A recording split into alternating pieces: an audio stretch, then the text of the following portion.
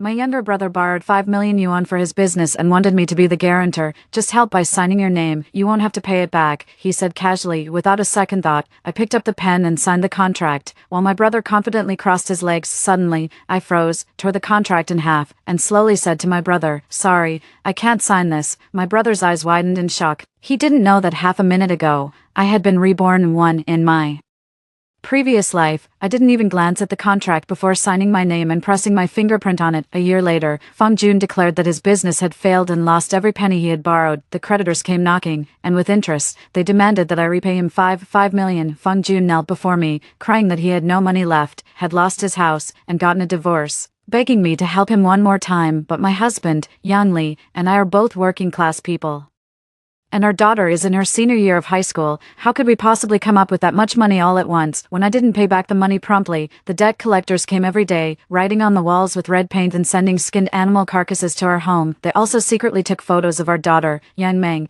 photoshopped them into nude pictures, and pasted them on our front door. Our 17-year-old daughter was so terrified that she was afraid to go to school and nearly had a breakdown. At that moment, Feng Jun was nowhere to be found. I went to beg my mom, but she just spread her hands and said, "Mom doesn't have any money either. Don't you still have that house?" I was at my wit's end and had no choice but to sell my only house at a low price and take out all my savings, but I was still far short. The crushing interest weighed down on us like a mountain. To come up with the money, Yang Li and I swallowed our pride and begged for loans like dogs. But these days, borrowing money is anything but easy. With no other option, Yan Li started working nights as a designated driver. He was a programmer who already worked excessive overtime. After a long day, he still had to drive. One time, fatigued behind the wheel, he drove off into a died on the spot, and his passenger was severely injured. I was overcome with grief, and my hair turned white overnight. It coincided with Yang Meng's college entrance exams. She was completely unable to focus, performed poorly, and even before the results were released, she had already fallen into depression. I nearly lost the will to go on living, but fate seemed to think I hadn't suffered enough. Just then, I unexpectedly discovered that Feng Jun's wife and daughter were still living in the previous house, had even bought a new car, and his daughter Feng Yushan was preparing to go abroad. I was the one who bought that house in the first place. I went to find my sister-in-law and begged her to return at least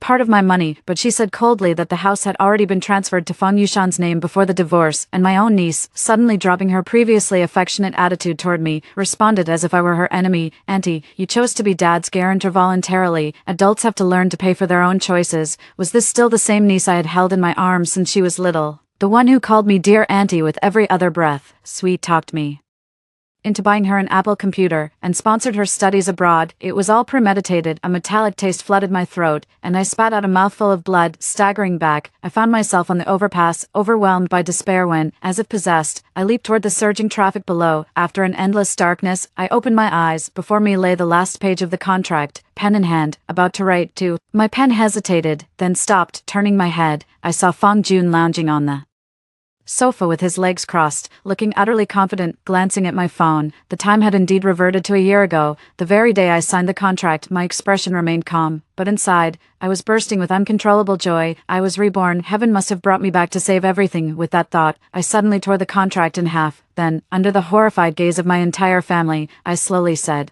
"I'm sorry, but I cannot sign this." Ever since I was a child, raised under my mother's guidance, I had always given my younger brother whatever he asked for, whether it was for school, buying a house, or getting married. I did everything in my power to contribute money and effort, practically acting as a second mother to him. He clearly hadn't expected me to refuse. Struggling to suppress his irritation, he coaxed me, "Sis, I've asked around. There's really no risk to you at all. They just need this process. Even if I can't pay it back, they can't come after you for the money. Besides, don't you trust your own brother? Good thing I brought an extra copy." With that, he pulled another already signed contract from his briefcase and handed it to me. He really came prepared. Then again, 5 million is no small sum. My sister-in-law sat nearby, watching me nervously. Young Mng sat off at a distance, hesitating as if she wanted to say something but couldn't. It was an ordinary weekend. Feng Jun's family and I had gone to my mom's place for dinner, only to find out it was a trap carefully set for me. By that time, Feng Jun had already divorced his sister-in-law and transferred the property to Feng Yushan. All three of them were fully aware of this. I sneered inwardly, suppressing the urge to slap him across the face, then pointed to the term joint liability on the contract and asked, "Do you know what this means?" Then I pointed to the term unlimited liability and asked, "And what does this mean? Tell me." Feng Jun's mouth fell open, his eyes filled with Disbelief, probably thinking, when did his foolish sister get so smart? In my previous life, I had pored over those pages countless times. I could recite the position of every single word. Those two terms were the traps Feng Jun had set for me. Cold sweat trickled down Feng Jun's face. He looked at me guiltily and said, I have no idea. You see, I didn't really read it carefully. Old Zhang prepared the contract. He wouldn't screw me over, would he? I'll go talk to him. But sis, you're amazing, you spotted it right away. Even though there are so many pages, his expression was somewhat bewildered. I didn't call him out on it. Take the contract back. Let me be clear. There's no way I can be the guarantor. Find someone else. Feng Jun wanted to say more, but Feng Yushan suddenly stepped forward and warmly hooked her arm through mine. Auntie, just sign it, she coaxed. Dad says once he makes money, he can send me abroad to study, and you won't have to sponsor me anymore. I pulled my arm away from her and asked with feigned surprise, when did I ever promise to sponsor your studies abroad? Feng Yushan's expression stiffened, then she forced a smile. Last time, you said if I could make it into the top 20 of the class for the final exam, you'd sponsor me 100,000 to study abroad. Don't you remember? But I know you, Auntie, even if I don't make the top 20, you'll still help me, right? Because you love me the most. With that, she shot a smug glance at Yang Meng, who was sitting in the corner. Yang Meng lowered her head, looking like a helpless elementary school student. My heart feels as if it is being twisted with a knife. I had my child late, so Yang Meng and Feng Yushan are the same age. Back then, I always believed that my own family were my true kin. My daughter shares her father's surname, Yang, so I thought of her as belonging to her husband's side, and thus favored Feng Yushan more. During festivals and holidays, I would buy Feng Yushan jewelry and gadgets, give her generous red envelopes, and care about her studies. But as for Yang Meng, I always neglected her. When the whole family sat down to eat together, I would praise my niece and belittle my daughter. Even though Yang Meng far surpassed Feng Yushan in both looks and academic performance, as she grew older, she became more and more distant from me. Living this life over again, I finally know who truly deserves my love. I let out a mocking laugh at Feng Yushan. You can barely get into a third-tier university even with your grades. You think studying abroad will land you a good job? For someone like you, throwing money at it is a complete waste. I don't have that kind of spare cash to support you. I'd rather save it for my own daughter, don't you think? Her teacher says she has a shot at the top universities. If you want money, go ask your own parents. Feng Yushan's eyes instantly reddened, her small, thin body wavering as if she couldn't bear my harsh words. But Yang Meng immediately lifted her head, looking at me eagerly, her eyes finally lighting up. I gazed gently at my daughter, overwhelmed with emotion after being reborn. Yang Meng wore a ponytail, her features delicate and pretty. The ordinary school uniform couldn't hide her vibrant energy, so different from the ailing girl she became in her previous life. Hearing this, my sister-in-law frowned. How can you talk to a kid like that? Fine, don't give us the money. It's not like we're begging you. If we could borrow 5 million, I guarantee we'd multiply it tenfold. Oh, so proud, are we? Then give back the iPhone 13 in Shanshan's hand, the laptop I bought her last year, and the 5,000 yuan red envelope every year. I held out my hand to my sister-in-law. Upon hearing this, Shanshan immediately tightened her grip on her Apple iPhone, bit her lip hard, and desperately shook her head at her sister-in-law. Her sister-in-law silently hid the old phone she had bought 3 years ago under the table, gritted her teeth, lowered her head, and fell silent. Then, my mother finally spoke. My eldest, I really misjudged you. Just a small favor, and you're unwilling to help. With an attitude that admitted fault but refused to change, I said, Mom, I just think this is risky. I have a child. She still needs to go to college and get married. Enough. My mother interrupted me. Xiaobao is in trouble, and you can't even sign a piece of paper for him. I really raised you for nothing. Xiaobao, Mom will sign for you. All right, for my mother had savings and 2 properties. If she signed, all her assets for retirement would be at stake. I couldn't help but try to persuade her. Mom, maybe you should think it over. My mom raised her eyebrows and said, what's there to think about? My own son wouldn't hurt me, would he? I don't understand guarantees or anything like that. I just know I need to help my son. Then she glanced sideways at me and added, if you don't help Xiaojun this time, next year when my eldest granddaughter goes abroad, you'll have to come up with that 100,000 we talked about. You are her biological aunt. Don't you worry about Yang Meng. Once she grows up, she'll marry off. How much of your money can she really spend? Besides, she's not even a member of our old Feng family. My mom continued. A few words snapped me back to my senses, given a second chance at life, and I almost repeated my old mistakes. I handed the contract and pen to my mom. Mom, sign right here. After you sign, don't forget to press your thumbprint. Though my mom was getting on in years, she was still sharp as ever. She signed her name in a few quick strokes and pressed her thumb firmly into the ink pad. Feng Jun had no time to stop it. I took my daughter's hand. Bauer, let's go home. Mom will never bring you here again. Yang Meng wasn't used to my sudden closeness and seemed hesitant, but I firmly held her hand without giving her a chance to pull away. Yang Meng was startled for a moment, then held my hand back, lowered her head, and curled the corners of her lips slightly upward. My daughter, this time I will protect you well. I will never let you suffer the slightest grievance again. Feng Yushan, who had been silently standing by, saw this and, for some reason provoked, came over to take my other hand, her face full of grievance. Auntie, what's wrong with you today? Grandma says we, the Feng family, should be the real family. Thinking of how she had behaved in her previous life, I pulled my hand away in disgust. I didn't expect someone so young to have such futile thinking. Yan Meng came from my womb. She is my real family. Who do you think you are? Don't think that buttering me up will get me to pay for your studies abroad. Someone like you. Don't ever expect me to give you another penny. Feng Yushan's face turned crimson from my humiliation, tears welling up in her eyes. Suddenly, her expression shifted and she snapped. Don't look down on me like a snob. Once my dad makes it big and we buy a villa, even if you get down on your knees and beg me, I still won't let you set foot in our house. I smiled and said, I'll be waiting for your family to buy that villa. With that, I led Yang Meng home without looking back. 5. No sooner had we arrived home than Yan Li also returned. He looked travel-worn, carrying a laptop in his hand. His black leather jacket, 5 years old now, had its collar worn white. The moment I saw him, I couldn't help but throw myself into his arms and cry, honey, I missed you so much. Boo-hoo. I once thought I would never see him again. Yanli looked at me in surprise, holding me in his arms while gently patting my back. He exchanged puzzled glances with Yang Meng, both of them baffled, yet both found me a bit amusing. When I finally cried enough, I saw him bringing the computer home again and said with a pained heart, You've already worked overtime all day, and now you have to keep working after coming home. Are you trying to exhaust yourself to death? Yanli was in his 40s.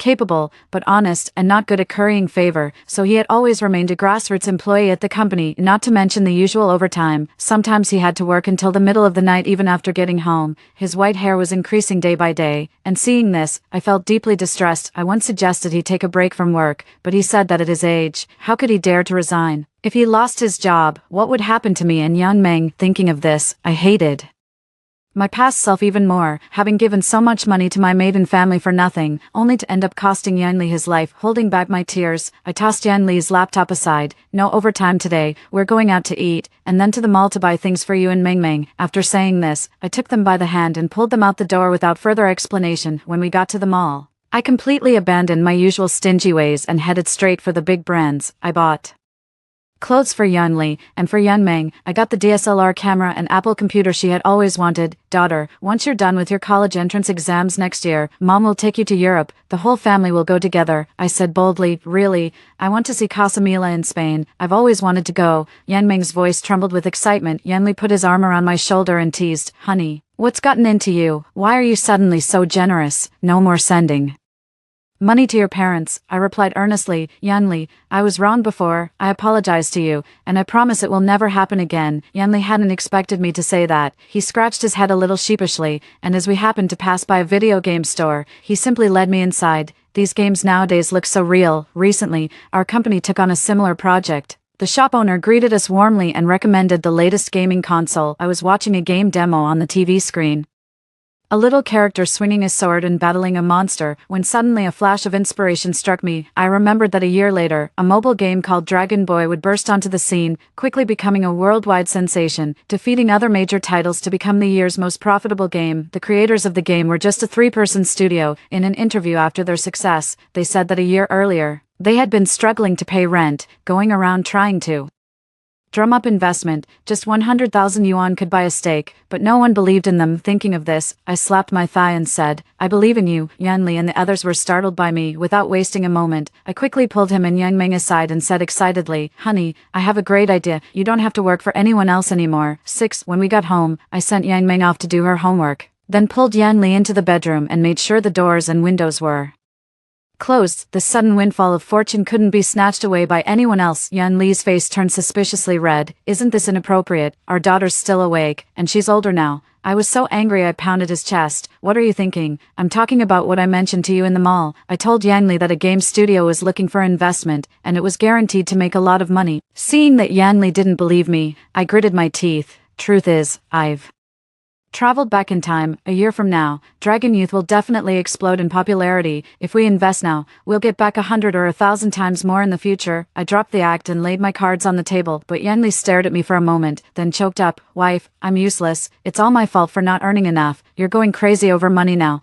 I was so angry I rolled my eyes to convince Yanli. I found those 3 recent college graduates, one of them, Chi Jun, was the one who started the studio. We listened together as he explained the full design concept of Dragon Youth. Yan Li is somewhat in the same line of work. After hearing him out and trying out the game for a bit, he thought it had potential and decided to invest on the spot. All 3 were stunned. They probably had never seen anyone so quick to hand over money. They kept thanking us, and I noticed Chi Jun's eyes had turned red. They didn't know that a year later, Dragon Youth would create a sales miracle. The 3 of them would become new leaders in the gaming industry, idols to the young, and household names. As for Yan Li and me, we'd just kick back and win without lifting a finger. Life's good. 7. Yan Li and I both had decent incomes before. In this life, with no one pressing us for debts and no need to support our parents' families, we suddenly found ourselves much more financially comfortable. In the previous life, Yan Meng's school organized an overseas study tour that cost 50,000 yuan to register. Because I was reluctant to part with the money, I didn't sign her up. Many of Yang Meng's classmates went, and because of that, she was unhappy for a long time. This time, I started asking her a few days in advance, "Dear daughter, when do you need to pay for that study tour? Mom will cover it. Let's go."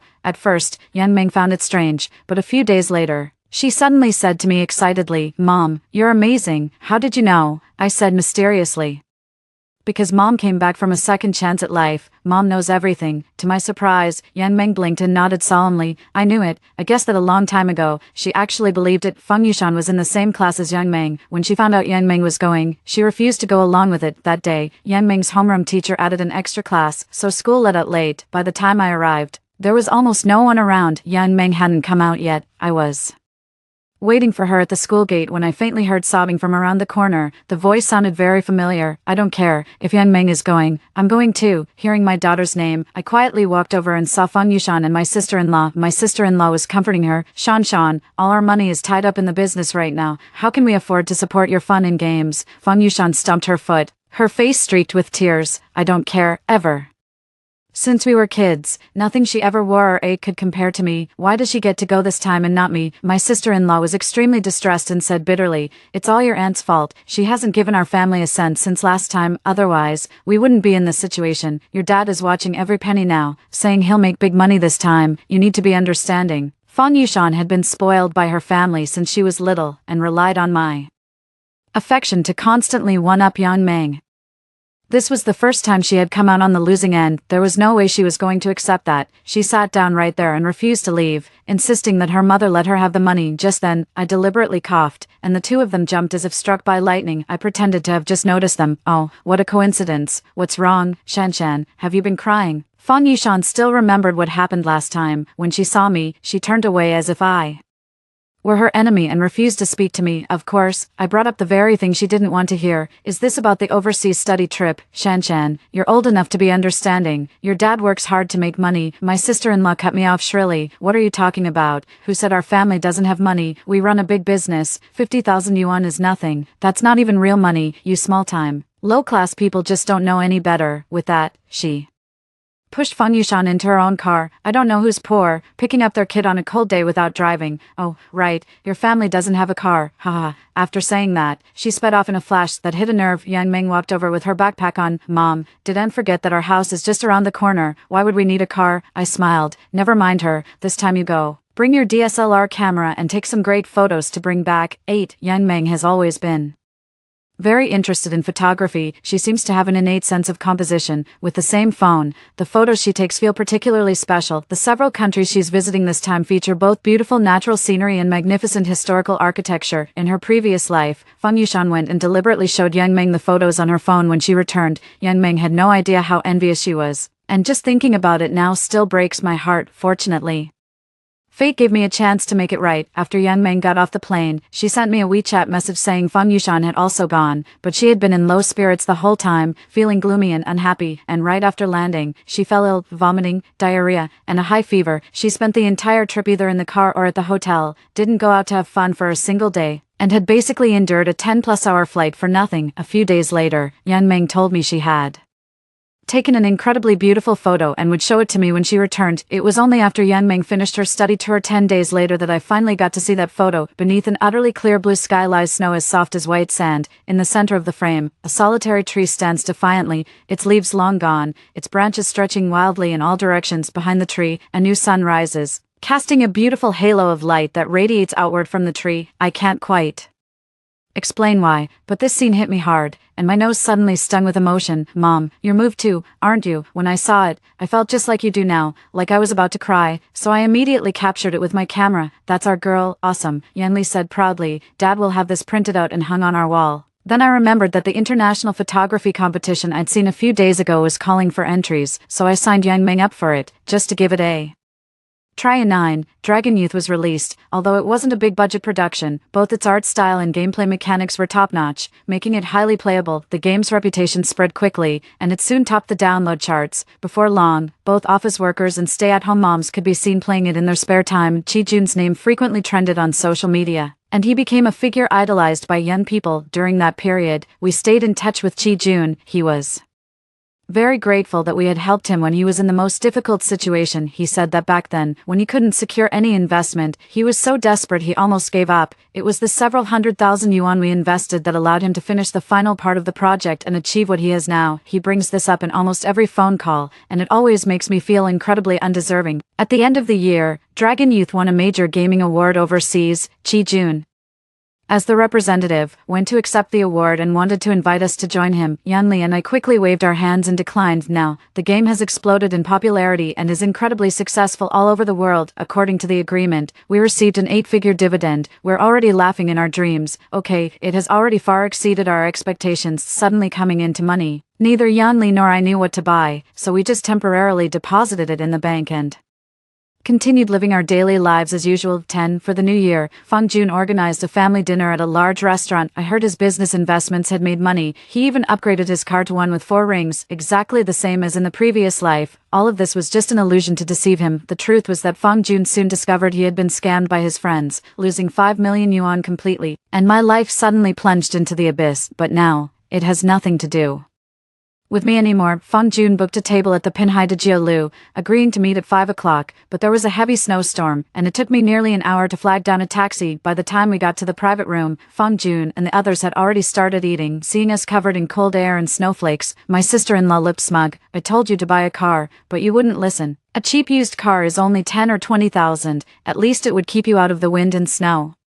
We just got a new car with 4 rings, cost 500,000 in total. It's so smooth and comfortable, I can't even take the bus anymore. That's for poor people, hurts my butt. I told Yang Meng to find a seat, neither of us knows how to drive. Besides, there's no need, Yanli, and I don't like driving and never learned. Besides, the subway is convenient now. My sister-in-law rolled her eyes disdainfully and muttered, "You're just broke." No need to make excuses. My mother sat at the head of the table, smiling warmly, saying nothing. I took a closer look at the family. My sister-in-law had gotten a perm, bought a mink coat, and wore gold jewelry all over. Feng Jun had his hair slicked back, his belt exposed with a big H on it. As for Feng Yushan, she had put on heavy makeup, styled her hair, and wore a light blue floor-length dress like Princess Elsa. Every time she took a bite, she wiped her mouth with a tissue. It really seemed she had come into money. Every move she made was like that of Western aristocracy. Yang Meng couldn't help it and sprayed her drink, quickly lowering her head to hide it. Feng Jun stood up and raised his glass for a toast, thanking my mother for years of care. He said he had finally made it big and planned to buy a villa next year, but made no mention of the help I had given him before. I kept my head down and focused on eating. Good, better not mention it, that jinx. I wanted nothing more than to keep my distance. After the meal, Feng Jun continued trying to persuade my mother to invest her pension with him. Feng Yushan and her sister-in-law got bored and started playing a mobile game. I took a look. What a coincidence. It was Dragon Boy. I don't really like games. I had logged in once with WeChat and saw that my sister-in-law and the others were all playing it, and all of them were VIPs. Seeing me curiously leaning over to take a look, my sister-in-law said smugly, "I'm already at level 30 now, and I've recharged several $100 into it. For someone like you, who's unwilling to spend money on games, what kind of gaming experience can you even have?" Feng Yushan also said proudly, "Mom, don't let Auntie waste her money, she doesn't have much anyway. Besides, we're what you call pay-to-win players, but free players are part of the game experience too." Yanli couldn't help but say, "Actually, as long as you've got the skills, you can play this game well without spending money. A couple of top players are completely free to play." My sister-in-law scoffed, "I've got money, so why would I bother grinding skills? I just topped up another 100. Having money feels great." Yanli fell silent. He had just drunk some beer and went out to use the bathroom, leaving his phone on the table. No sooner had he stepped out than his phone rang, with a few big characters on the screen. Some bank. Feng Jun was sitting next to Yanli. Before I could stop him, he quickly pressed the answer button, laughing as he asked if we owed money on our credit card, and deliberately put it on speaker. The bank manager's resonant voice came through. "Happy New Year, Mr. Young. On this joyous occasion of the Lunar New Year, on behalf of all the staff at XX Bank, I extend my best wishes to you and your family." 11. Feng Jun blinked twice, thinking he had misheard. "What?" The manager's voice sounded particularly ingratiating. "Mr. Young. As a valued client with tens of millions in deposits at our bank, we cordially invite you and your family to attend our Sanya Yacht Party event next week. Airfare and hotel are fully covered. You won't have to pay a single cent." I snatched the phone. "Thanks, but we have to work. We won't be attending." I hung up. This manager was a nice guy, just a little too enthusiastic. When I looked up, I realized the atmosphere in the private room had changed. Everyone was staring at me with strange expressions. Just then, Yan Li returned and also sensed something off. "What's going on?" I handed his phone back to him and shot him a glare. It was all his fault. He couldn't even take his phone to the bathroom. A major client with 10 million in savings, a Sanya Yacht Party with flights and accommodation covered. Still not interested, Feng Jun and his sister-in-law said through twitching mouths. "Where did you get so much money?" My mom was also shocked. "Oh, I invested in a small project earlier and got lucky, made a bit of money," I said calmly. "I haven't stolen or robbed anyone, so I have nothing to be ashamed of." "What kind of work makes tens of millions? You haven't done anything illegal, have you?" My sister-in-law was grinding her teeth in envy. "My mom didn't do anything like that. All the money in our family comes from honest work." Yang Meng quickly defended me. Feng Yushan glared at Yang Meng, sparks practically flying from her eyes. She forgot all about appearances, and her neatly pinned hair was coming undone. "No way. How could your family be that rich? Your mom must be doing something shady." Hearing this, the usually gentle Yang Meng shot to her feet, grabbed her cup, and hurled it at Feng Yushan. "You're the shady one. Your whole family is shady. A bunch of good-for-nothings and parasites. All you know is how to shake my mom down for money." The bottom of the glass hit Feng Yushan square in the forehead, leaving a large red crescent-shaped welt right between her brows. Her updo collapsed, and her hair fell messily across her face. Feng Yushan sprang up ready to tear Yang Meng apart, and her sister-in-law let out a screech and lunged forward too, but Yang Meng wasn't about to back down. She just stood her ground. In the end, Yan Li and I managed to pull them apart. Feng Jun's expression was grim. He asked me, "Sis, can you tell me exactly what you invested in?" Just then, Chi Jun sent me a video call. I glanced around the room full of people, tapped the answer button, and Chi Jun's face appeared on my phone. With a backdrop of foreign faces, "Feng Jia, I just won an award. Dragon Youth took the gold medal. I really wish you and your husband could have been here." The moment Chi Jun's voice rang out, Feng Jun immediately leaned in with curiosity, but after just one look, he froze on the spot. My sister-in-law and Feng Yushan also rushed over. "What did I just hear? Dragon Youth? Feng Jia, I truly appreciate the help you and your husband gave me back then, and your contribution to domestically made games," he said sincerely, his eyes shining. Chi Jun is a man with great ambition. He makes games not just for himself, but to secure a place for Chinese games on the world stage. I shook my head guiltily. Honestly, I hadn't thought that far ahead. Back then, I just wanted to make some money. "Is that really Chi Jun?" In person, the sister-in-law's eyes widened like saucers. "Hold on, let me look it up." Dragon Boy had become so popular that it put Chi Jun on the trending searches for days. Add in his good looks, and he was practically a celebrity. The sister-in Law quickly opened her phone. The hashtag Chi Jun wins major overseas game award had already hit #1 on trending searches, and Weibo had posted 18 photos from the event. Under the spotlight, Chi Jun stood proudly on stage in a well-fitted suit, holding his trophy. The sister-in-law looked at the photos, then at my phone, back and forth more times than she could count, until she finally broke down and slumped to the side. Unmoving, Feng Yushan had already started swooning. She rushed to the phone and exclaimed, "So handsome, auntie, can you introduce him to me?" She had no idea what she looked like in that moment. Chi Jun took one look at her, then froze with his mouth half open, afraid that Chi Jun might hear something unpleasant. I quickly offered my congratulations and hung up. "So, the project you invested in is Dragon Youth, the most profitable mobile game of the year, and you also know Chi Jun." My sister-in-law looked at me with envy, then suddenly grabbed her hair in distress. "So all the money I spent on in-game purchases went to you?"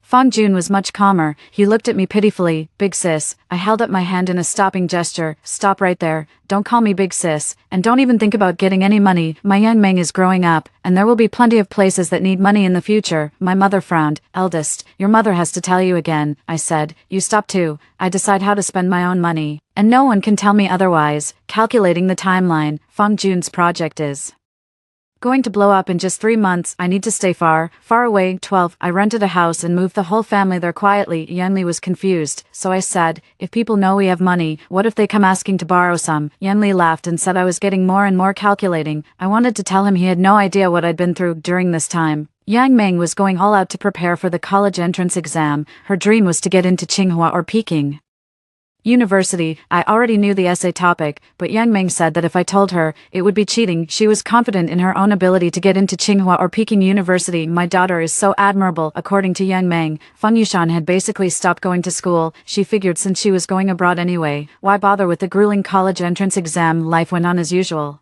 And that day, etched deep in my memory, was drawing closer. That day, my mom suddenly called me, crying, "The sky is falling, the sky is falling." I knew perfectly well that the business Feng Jun had invested in had completely failed. They lost all 5 million, had to return the newly bought car, and still owed 500,000 in interest. It's just that in the previous life, with me as a safety net, my mom was much calmer. "Mom, what's wrong? My second son lost all his money, my life savings. 200,000 yuan, gone too." Oh my mom was heartbroken. It turned out that Feng Jun had convinced my mom to lend him her savings as well, and now all of that was gone too. So my mom actually had that much money, but in my previous life, when I asked to borrow some, she just threw up her hands and told me the family had nothing. Back then, when Yang Meng's nude photos were leaked and I was pushed to the brink of jumping off a building, she still wouldn't help me. Just thinking about it fills me with resentment. I said flatly, "Mom, doesn't Feng Jun's family still have 2 houses? That might be enough. Don't worry." My mom wouldn't give up. "My first son, you just made quite a bit of money." I hung up immediately and blocked her. "Don't expect me to pay a single cent." The money Feng Jun borrowed, my mom was the guarantor. What does that have to do with me? 13 later, those people kept calling me in every possible way, so I simply changed the phone number I had used for 10 years. My stance is very clear.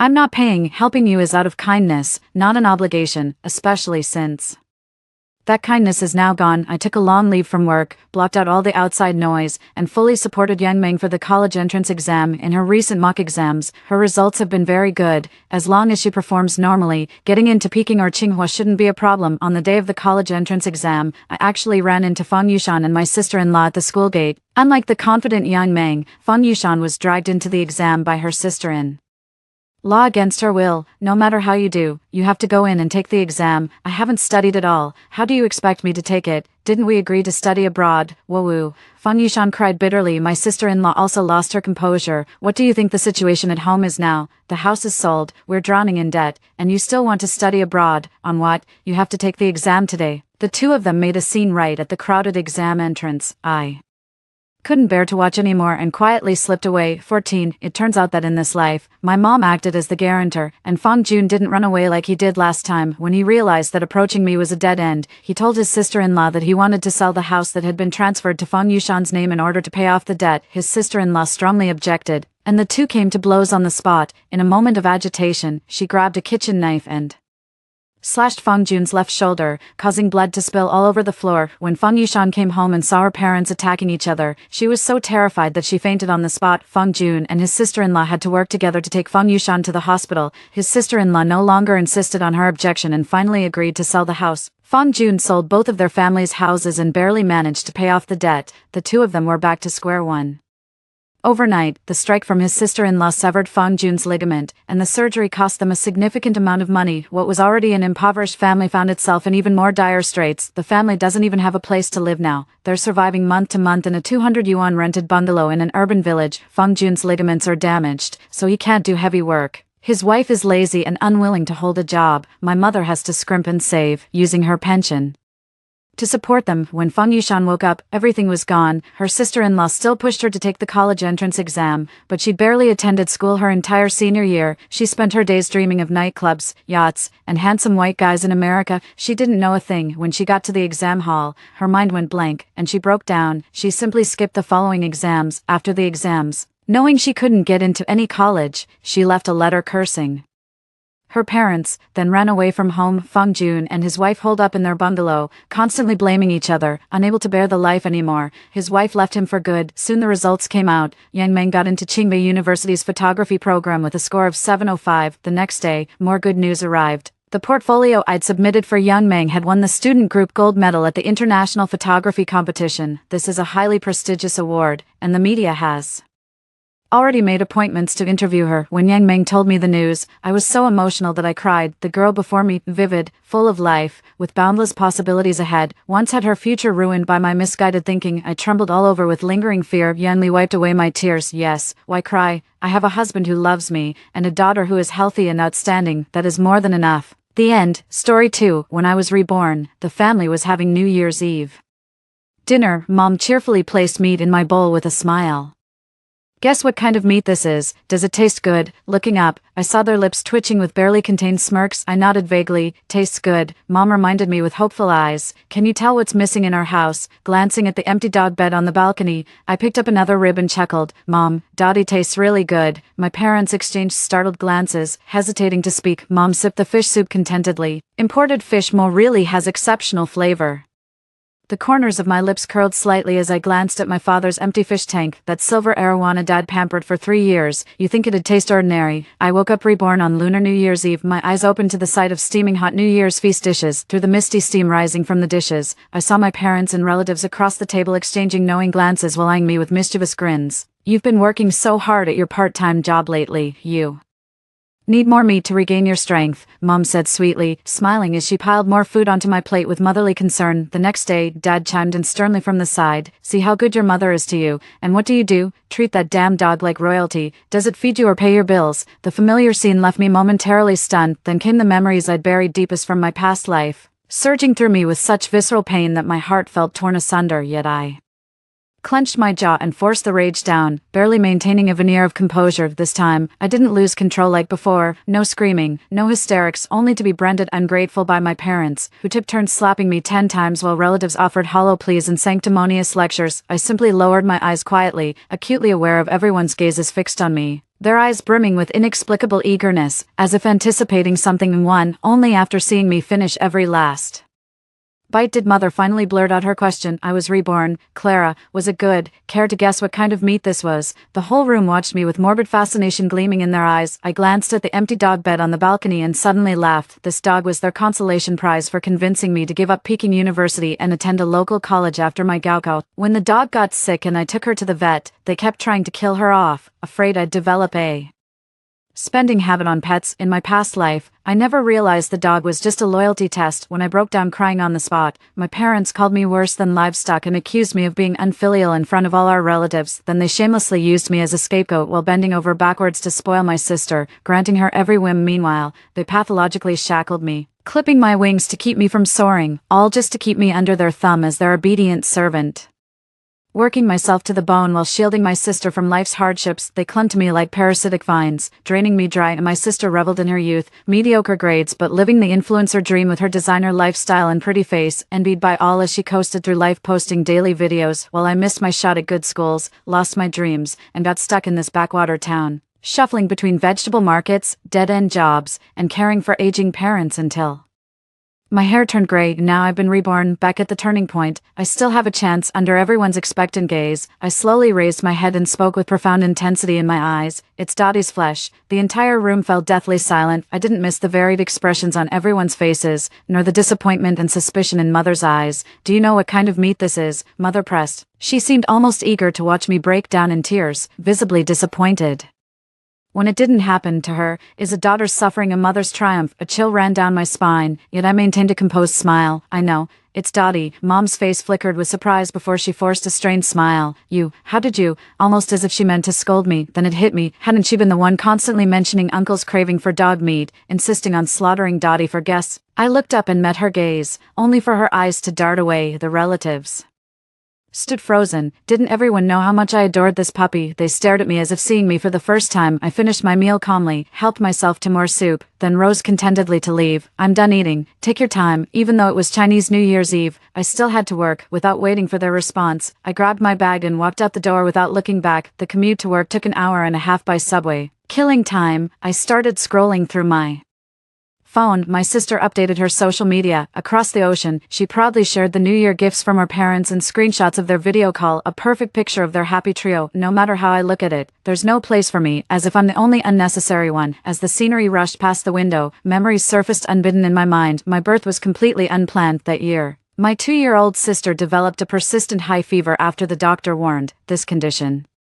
may recur and could require cord blood treatment. Though the crisis eventually passed without incident, Mom began considering having a second child. My sole purpose for coming into this world was to serve as my sister's medical backup. Right after I was born, my parents dumped me in the countryside to be raised by my grandparents. That lasted until I turned 12, when they passed away one after another, leaving me with no one to care for me. Eventually my parents remembered my existence and brought me back home. My dad was the typical hands-off parent, making occasional money through construction projects, while Mom was a full-time housewife. They never cared about my health or grades. Their only concerns were whether I was filial and obedient. The slightest disobedience would earn me their vicious scolding. Yet with my sister, he'd speak softly and show endless patience. My sister never had to lift a finger around the house, let alone take part-time jobs, simply pursuing her passions earned her our parents' praise and support. Aside from doting on my sister, Dad's greatest joys were fishing and keeping aquarium fish. My daily routine, beyond household chores, revolved around feeding his fish, changing their water, and scrubbing the tank. The silver arowana was his prized possession due to its exorbitant price. In my past life, I got beaten black and blue just for forgetting to change its water. At 4 in the afternoon, I returned to an empty house, marching straight to the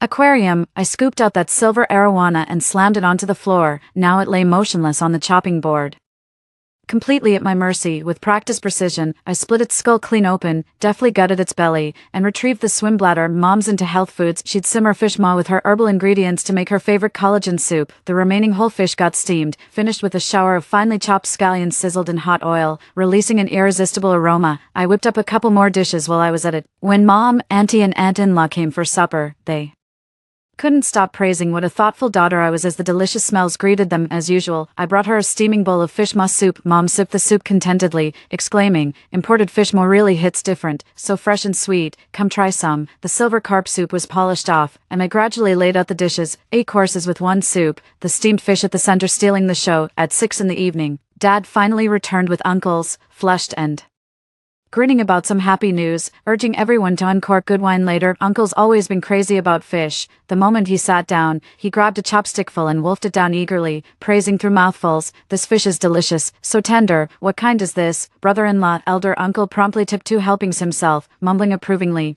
"Not fishy at all. Did you cook this, Lu Hong? Not bad at all." Mom chuckled, "When would I have time? That's Clara's doing. That girl was born to handle household chores. Guess I raised myself a fine little maid." Dad shot me a disgusted look. "Useless thing, can't measure up to her sister in anything, only fit for serval work." I lowered my eyes. That's how I remember them, coaxing me into doing things for them with feigned kindness, then sneering viciously that such tasks were all I was good for. In my past life, I scrimped and saved to buy Mom a gold bracelet for her birthday. She never asked how I'd scraped the money together, just patted my head with a smile and said in that sugar-coated venomous tone, "Oh, aren't you clever, buying me gold bracelets? Should Mommy praise her little genius? Let Mommy praise you. What a good boy. I've raised such an obedient little dog, my perfect 2006 pup." Every single day of my past life was agony. They're the ones who made me give up Peking University. Yet they're also the ones mocking me for being short-sighted and foolish. The harder I tried to please them, the more viciously they ridiculed me. It took me years to finally understand. The truth is, they never loved me at all. Through tears, I demanded to know why they treated me this way. Why bring me into this world without love? Their answer was a slap across my face. They sneered, "Be grateful we even gave you life. How dare you raise your voice? Go die if you're so unhappy." These days, I don't dwell on questions of love anymore. Hearing those words left me completely unfazed. Dad pulled a bottle of Baijiu from the cabinet, boasting proudly about how his boss had gifted it to him during some fancy outing. Stuff like, "It's New Year's, we've earned ourselves a drink or two." Then he egged on my aunts to drink Baijiu too, pouring several glasses while delivering enthusiastic toasts. After just 1 small cup, Dad's face turned beet red with a grin stretching ear to ear, only then casually reaching for the dishes. The moment his chopsticks touched the fish, Dad froze mid-bite, his expression turning to stone. After a long silence, he spun around and dashed to the fish tank, letting out a blood-curdling scream at the sight of its emptiness. "Where's my fish?" Everyone froze mid-bite, especially Uncle. He'd practically hollowed out the fish belly. Fish juices still glistened on his lips as he looked up awkwardly, utterly flustered. I said leisurely with a smile, "Your fish is right here, Dad. Everyone's been raving about how delicious it is." Mom suddenly realized and shrieked, "Clara, that's your father's prized fish." 2. I squinted my eyes. "But Mom, didn't you just say its fish maw tasted delicious?" "What?" Mom's face darkened as she glanced nervously at Dad. "That was the fish Boss John gave me. How could you?" Dad finally realized his prized fish hadn't just been cooked, it had been turned into health tonic soup. Dad was wheezing with rage, his pointing finger trembling violently. I flashed an innocent smile. "It's just a fish. Are people less important? Uncle loves fish. Why shouldn't he get to enjoy it?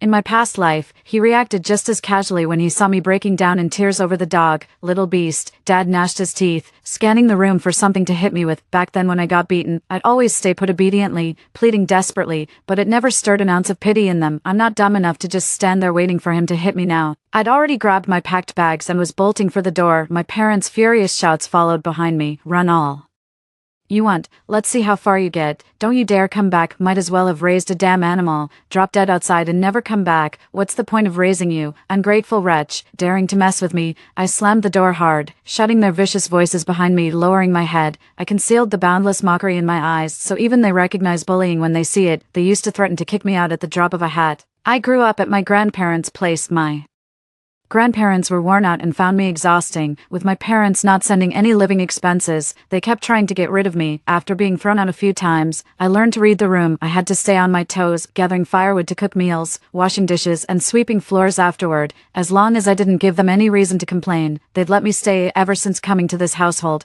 I've been living on edge. I've long grown weary of this kind of life, clutching my freshly received paycheck in my pocket, barely 800 yuan. I remembered Dottie, that little gray dog. She was a stray dog I found by the roadside, barely 6 months into living with me when a tumor appeared on her belly 3 months ago. I took her to the vet, but had to leave heartbroken when I couldn't afford treatment, never expecting this would incur my parents' wrath to punish me for wasting money. They stewed my dog while I was at work. I can't bear to imagine the details. Dottie was like my shadow, always cowering with her tail between her legs, hiding beneath the balcony cabinet where nobody wanted her. She died again, and with her died another piece of my heart. After leaving home, I headed straight to an internet cafe. Let's face it, nowhere's cheaper for overnight stays than cyber cafes. The next day I landed a part-time gig as a hotel greeter. When my parents couldn't reach me by phone, they immediately panicked. After all, their beloved eldest daughter had been sent abroad, leaving me as their only remaining hope.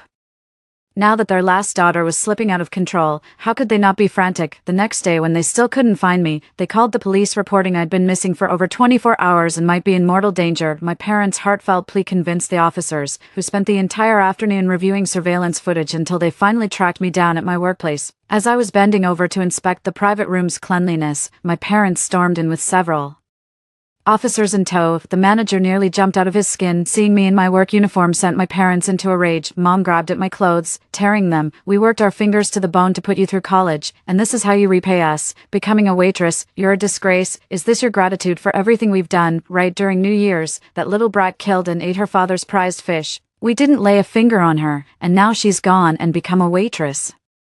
Are you really this pathetic? You enjoy serving people that much? I lifted my head, staring at Mom's contorted face with icy, emotionless eyes. I ranked second in the entire district on the college entrance exam. 700 points is more than enough for Peking University. Why wouldn't you let me go? The officer finally snapped out of his daze, his curiosity thoroughly piqued by this revelation. With scores that high, you must have gone to Tsinghua if not Peking University, I scoffed dismissively, tossing aside the rag as I confronted my mother. Exactly, why force me into a local college when I could have attended a top university, a vocational college? Both the policeman and manager gaped in disbelief. Over 700 points wasted on a diploma mill. That's insane. Mom finally sensed something amiss, but still defiantly insisted. We sent her to vocational college to become a nurse. It's decent paying, easy to find jobs, and makes her more marriageable. As her own mother, would I ever steer her wrong? Dad chimed in. We've already got one college grad. Her sister's far more capable. She should just stay home to look after us. That's filial enough. Their words left everyone utterly dumbfounded. The way people looked at my parents, you'd think they were seeing two lunatics. I almost wanted to laugh, but couldn't bring myself to. Mom, Dad, I'm an adult now. I have both the ability and the right to choose the life I want. It's none of your business. Hearing this, Mom burst into tears.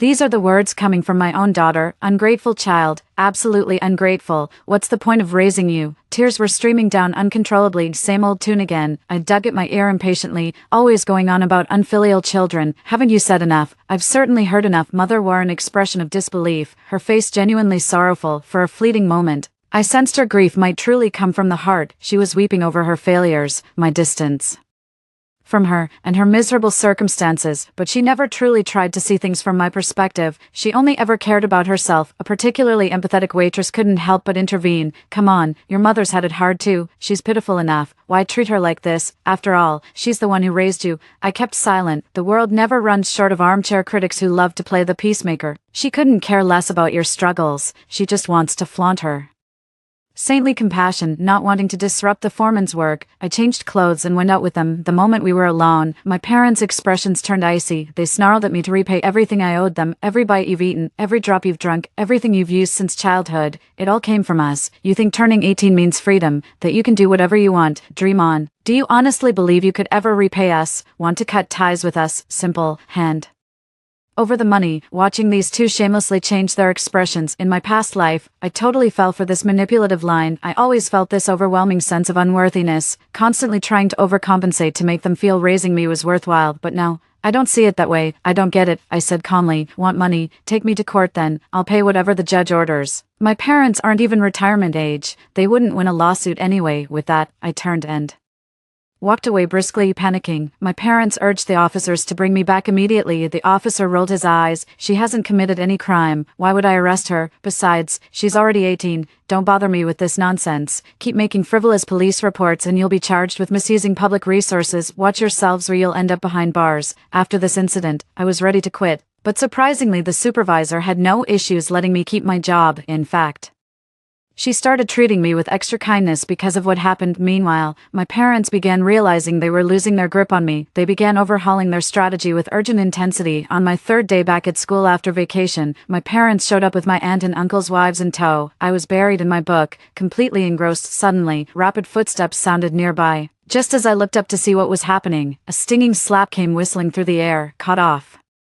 guard, I got grabbed by the collar and slapped multiple times. My cheek burned from the stinging blows before someone hastily pulled the attacker away. After the commotion came furious shouts. Clara, have you no shame? Your mother's sick enough to be hospitalized, and you're still buried in your damn books. The class monitor who'd brought her here froze, her petite face turning ghostly pale as she stammered. Sir, please, not here. There are people watching. Dad sneered coldly. Don't bother with her, she's lost all sense of shame. Utterly shameless beast. 3. Mom stood by wiping tears, her hair disheveled, eyes bloodshot, with a band-aid on her hand as if she just had an 4. She looked utterly wretched. Before I could speak, Aunt and auntie-in-law jumped into action. Clara, your parents have sacrificed so much. You were such an obedient child. What happened? Staying out all night is bad enough, but cutting ties, they're your flesh and blood. How could you even think of severing that?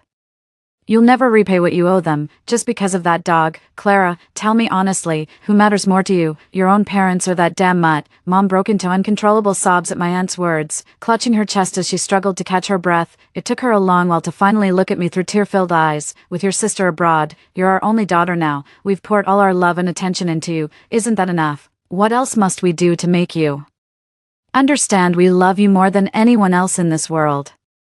Do you have any idea how many sleepless nights I've had since you ran away? Darling, I don't ask for anything else. Just having you by my side every day, being able to see you daily. Is that too much to ask? I found myself staring at her blankly like this. She truly resembled a doting mother overflowing with love for her child. Had my sister not forgotten to block me from seeing their plans to fly abroad after Lunar New Year's Day 3 to celebrate with her, I might have actually believed she genuinely loved me. This reminds me of countless little things, like when sudden downpours came, Mom would always bring an umbrella for my sister, but never once for me. Instead, she'd scold me for not checking the weather forecast, even though my school was closer than my sister's, or how every year my sister got taken out for birthday dinners while nobody even mentioned mine. When Mom caught me crying secretly about it, she didn't explain, just mocked me for being petty. Then there were nights when Mom would wait up with hot meals no matter how late my sister's study sessions ran, but when my school kept us late, she'd fly into a rage and beat me senseless with a clothes hanger. I looked up, staring straight at Mom with piercing eyes. I've been working all winter break. You claim to love me. Did you ever bother checking if I had enough to eat, a place to sleep, or clean clothes to wear? Dad snapped impatiently. You've got hands and feet. You won't starve. Cut the dramatics, Clara. Either come home with me today, or I'll show everyone what an ungrateful child you really are. The crowd buzzed with whispers, occasional mocking laughter cutting through. Dressed to the nines, but turns out to be an ungrateful child. Her poor parents, a grown adult still expecting others to do her laundry and wait on her. I remained silent and motionless, watching their fight with cold detachment as tensions escalated. My aunt and aunt-in-law stepped in to mediate. First they'd say parents sacrifice everything, then no parent is perfect, Bottom line, they just wanted me to move back home to ease their minds. We're all adults here. Nobody cares about your family drama as long as it doesn't disrupt school. The homeroom teacher who rushed over could only try to mediate, with the crowd growing. I finally gave in. The farce ended when I agreed to move back home. I followed them home. They seemed pleased enough, avoiding any mention of the fish or my winter break job plans, as if nothing had happened at all. But I knew better. Just like middle and high school, my family drama had become public gossip yet again. That winter break was anything but easy for me. I spent the first few nights crashing at internet cafes, just a single chair to sleep on, uncomfortable whether I slumped over or tried lying down. Thankfully, the supervisor helped me find a windowless studio near the hotel. The $800 I had barely covered the rent. At least the hotel provided one meal daily. I toughed it out for a month and finally got my 3,500 yuan paycheck, but this amount is nowhere near enough for the life I envision. It's insufficient to completely break free from my parents. Clara, I'm thirsty. What are you doing hiding in your room? Mom's voice called out, carrying tea to her room. I found her lying in bed with a sheen of sweat on her forehead, gesturing for me to prepare her medicine. Mother had always been frail, prone to illness even in past lives. Later she developed uremia, which completely altered her temperament. At the slightest discomfort, she'd either hurl vicious curses or strike me with whatever was at hand. Once she scalded my face with boiling water. Being keloid prone, my face became perpetually ulcerated afterward. She took cruel delight in this, often laughing while calling me a toad. I sank into severe depression, my spirit withering day by day until I looked even older than my ailing mother. She'd gleefully repeat comments about looking young enough to be my daughter. Now she's sick again, but I feel no pity, just nausea rising in my throat. By the time I finished tending to mother, midnight had long passed. My sister just posted vacation photos flaunting her sunny beach getaway. Sleep became even more impossible. As I turned off my phone, a sharp click suddenly sounded nearby and my eyes flew open to see a man creeping toward me. Just then, Mom's voice came from outside. Clara, I've made up my mind. Since you refuse to improve and won't listen, you might as well get married now. Stop wasting our money. I froze instantly, breaking out in a cold sweat. Mom, what do you mean? Open the door. The man blocked my path, leaning against the door with a sleazy grin as he tipped his hat. Clara, don't play dumb. Your mom's basically telling us to make things official, the old-fashioned way. Honestly, you're just average looking, nowhere near as hot as your sister. But I suppose I could lower my standards for you. He gave me a once-over with feigned reluctance. Before extending his hand, something inside me snapped. I've been reborn, but I underestimated my parents' malice toward me. Only now do I realize my foolishness, thinking I had all the time in the world to plan my escape. My mind went blank, yet I could vividly picture the exact location of the utility knife and the boundaries of self-defense. I spun around and lunged for the drawer. Grabbing the utility knife in one swift motion, without hesitation, I frantically slashed toward the man with all my might. The utility knife was razor sharp, and I had formidable strength. The man initially sneered contemptuously. Who do you think you're scaring? Don't cut yourself. He even attempted to disarm me barehanded, only when both his hands were simultaneously slashed open, blood gushing relentlessly. Did his face turn deathly pale? Blood, you're dead. He came at me snarling like a beast, but I fought back like a cornered cat. Wild slashes flying without a second thought. It didn't take long for him to realize I wasn't the timid little woman he'd imagined. Panic finally hit him. You're insane. Stay back, you lunatic. He spun around and hammered at the door like a madman. Nobody paid any attention. With trembling hands, he frantically pulled out his phone. Mildred, you fucking bitch, open the door. You're asking for death, trying to get me killed.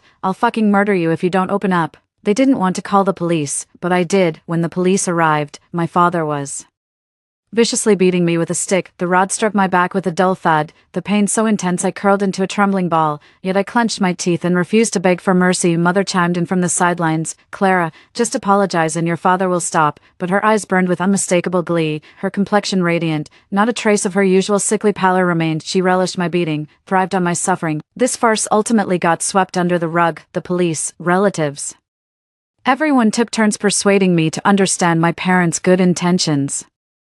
Even my sister abroad made time in her busy schedule to call, urging me to obey them and not worry her. As Mom rambled on with her pitiful appeals, I finally spoke up, my voice trembling. I was wrong. I know I messed up. Can I keep studying? Please. My parents exchanged glances. With everyone watching, they couldn't refuse outright, so they gave me a half-hearted scolding before dropping the matter at the family gathering. My parents treated me like hired help, barking orders left and right. After 2 drinks, Dad started smugly lecturing everyone about his parenting philosophy. There's no other way. 1 word, beat. 2 words, beat into submission. Raising kids is just like training dogs. Just hit them when they disobey. Look how obedient she is now, doing whatever she's told. The money she earns is ours. After graduation, we'll make her work as a caregiver. What can a regular college grad even make? Barely 5 or 6,000, caregivers easily pull in over 10 grand a month. Uncle smirked silently, while eldest uncle chimed in with a laugh. Exactly, I'll have to properly educate my daughter too. What's the point of studying art, burning through 10 grand every month? We can't afford this anymore. Everyone knew eldest uncle was just stirring the pot, his words dripping with sarcasm. Little did my parents know they were actually being mocked, not praised. I lowered my head silently. Beyond caring about their words anymore, what they wanted was my obedience. Fine then. They'll get exactly that. I'm fully aware that at this stage, I don't have what it takes to break free from them. Dropping out isn't an option even with just a vocational college education now. Sticking with it means I can still upgrade to a bachelor's, pursue a master's, and carve out a different path for myself. All I need to do is keep being their on-call errand runner, hustling at part-time jobs to cover household expenses, buying gifts to keep them pleased. Same old routine. Meanwhile, I'm also exploring other ways to make money, for I cut expenses to the bare minimum, surviving on plain rice and vegetables, wearing clothes until they wore out, and cutting off all social interactions. When someone confessed their feelings during this time, I glanced at my shabby appearance and laughed bitterly at myself. No one's gaze would ever hold me back from the path I chose to walk, besides weekend and holiday gigs. I moved into a dorm under the pretense of saving money, hawked goods at night markets, and eventually launched online shops. It took me 3 years to save up 100,000 yuan. On the day I received my associate degree, I quietly boarded a train away from home with just my household register and ID card. I deleted all accounts connected to my family. Life hasn't been easy during this time away, but it's still much better than being at home. 3 years of building my client base has reached the point where I no longer need street vending to make good money, going from 10k to 100k. Might take years, but scaling from 100k to a million happens astonishingly fast. My online store flourished, lifting me out of financial struggles. I refocused on education, earning my bachelor's degree before pursuing graduate studies 2 years later. The light of victory is within sight. My parents haven't been doing well these past 2 years. At first, Dad would search for me together with Mom. They carried my photo to mediation organizations and TV shows. Ironically, that picture showed me weighing less than 80 pounds, looking gaunt and malnourished. Yet within just 3 months of leaving them, I gained over 20 pounds and became completely transformed. When curious folks ask if I'm the person in the photo, I always chuckle gracefully and reply, "Do I look like her?" Others would laugh and say, "Not even close, just a slight resemblance around the eyebrows. You're much prettier." I'd join in their laughter. Eventually Dad stopped bothering. Business had been rough those 2 years. He kept losing money, yet my sister's expenses kept ballooning. As Mom's trophy child, she naturally couldn't be shortchanged, but without me to bleed dry this time around, Dad buckled under pressure, not only refusing to pay up, but constantly making excuses about business trips to avoid coming home. Mom used to dump all her bad moods on me. With her emotional punching bag gone, she soon made herself sick with resentment, endlessly sighing and complaining to relatives over the phone until they blocked her number. So eventually, her thoughts circled back to my sister. She started confiding in her sister, just like she used to vent to me. The year I got into grad school, I saw on my sister's Weibo that Mom fell ill, forcing her to drop out and return home to care for her. Back then, Pearl had already gained minor fame for her striking looks and frequent posts about study abroad life. Now facing life's upheaval, she became the epitome of beauty with a kind heart, winning herself another wave of followers. This incident led to her long-term boyfriend breaking up with her, all because her mother bombarded her with frantic calls during their intimate moment over some trivial matter she couldn't let go. Pearl's wealthy boyfriend nearly had performance issues, and their relationship gradually cooled after that incident. Since her mother fell ill, her personality became increasingly toxic, alternating between backhanded compliments about Pearl's appearance and dramatic phone calls accusing her of elder abuse. Her father was never reliable to begin with, now using big business deals as an excuse to stay out every night. Pearl refused to care for her temperamental mother, resorting to hiring professional caregivers instead. Spoiled rotten since childhood, she developed extravagant materialistic cravings. In our past life, I shouldered all household expenses, cared for Mom, and even covered her credit card debts. This lifetime continues without my sacrifices and devotion. The money she earned wasn't just for supporting the family and her mother, but also feeding her shopping addiction. Soon she was spending beyond her means. She started pressing her mother to contact me while simultaneously posting missing person notices about me on social media. Being a minor influencer after all, she eventually tracked down my contact details through persistent efforts. When the call came through, I was mildly surprised. Caught red-handed watching her live stream search for me during a work break. Mom wept uncontrollably before the camera, looking noticeably thinner and more haggard than before. Even her tears carried a heartbreaking weight. The moment she heard my voice on the phone, Mom choked up after barely saying my name. Just like last time, she began pouring out declarations of how much she loved and missed me. "The whole family misses me terribly. They say they can't live without me." Everyone was deeply moved by this heartfelt moment, some even choked up, with bullet comments flooding In urging me to hurry home calmly, I replied, "If you truly love me, then answer all three of my questions correctly, and I'll come home." "Mom, what's my birthday?" Flustered, Mom stammered. It's 2006, you're born in the year of the dog, that's why I always call you Puppy." I chuckled. "Mom, what's the name of that dog I used to have?" Mom pondered hard.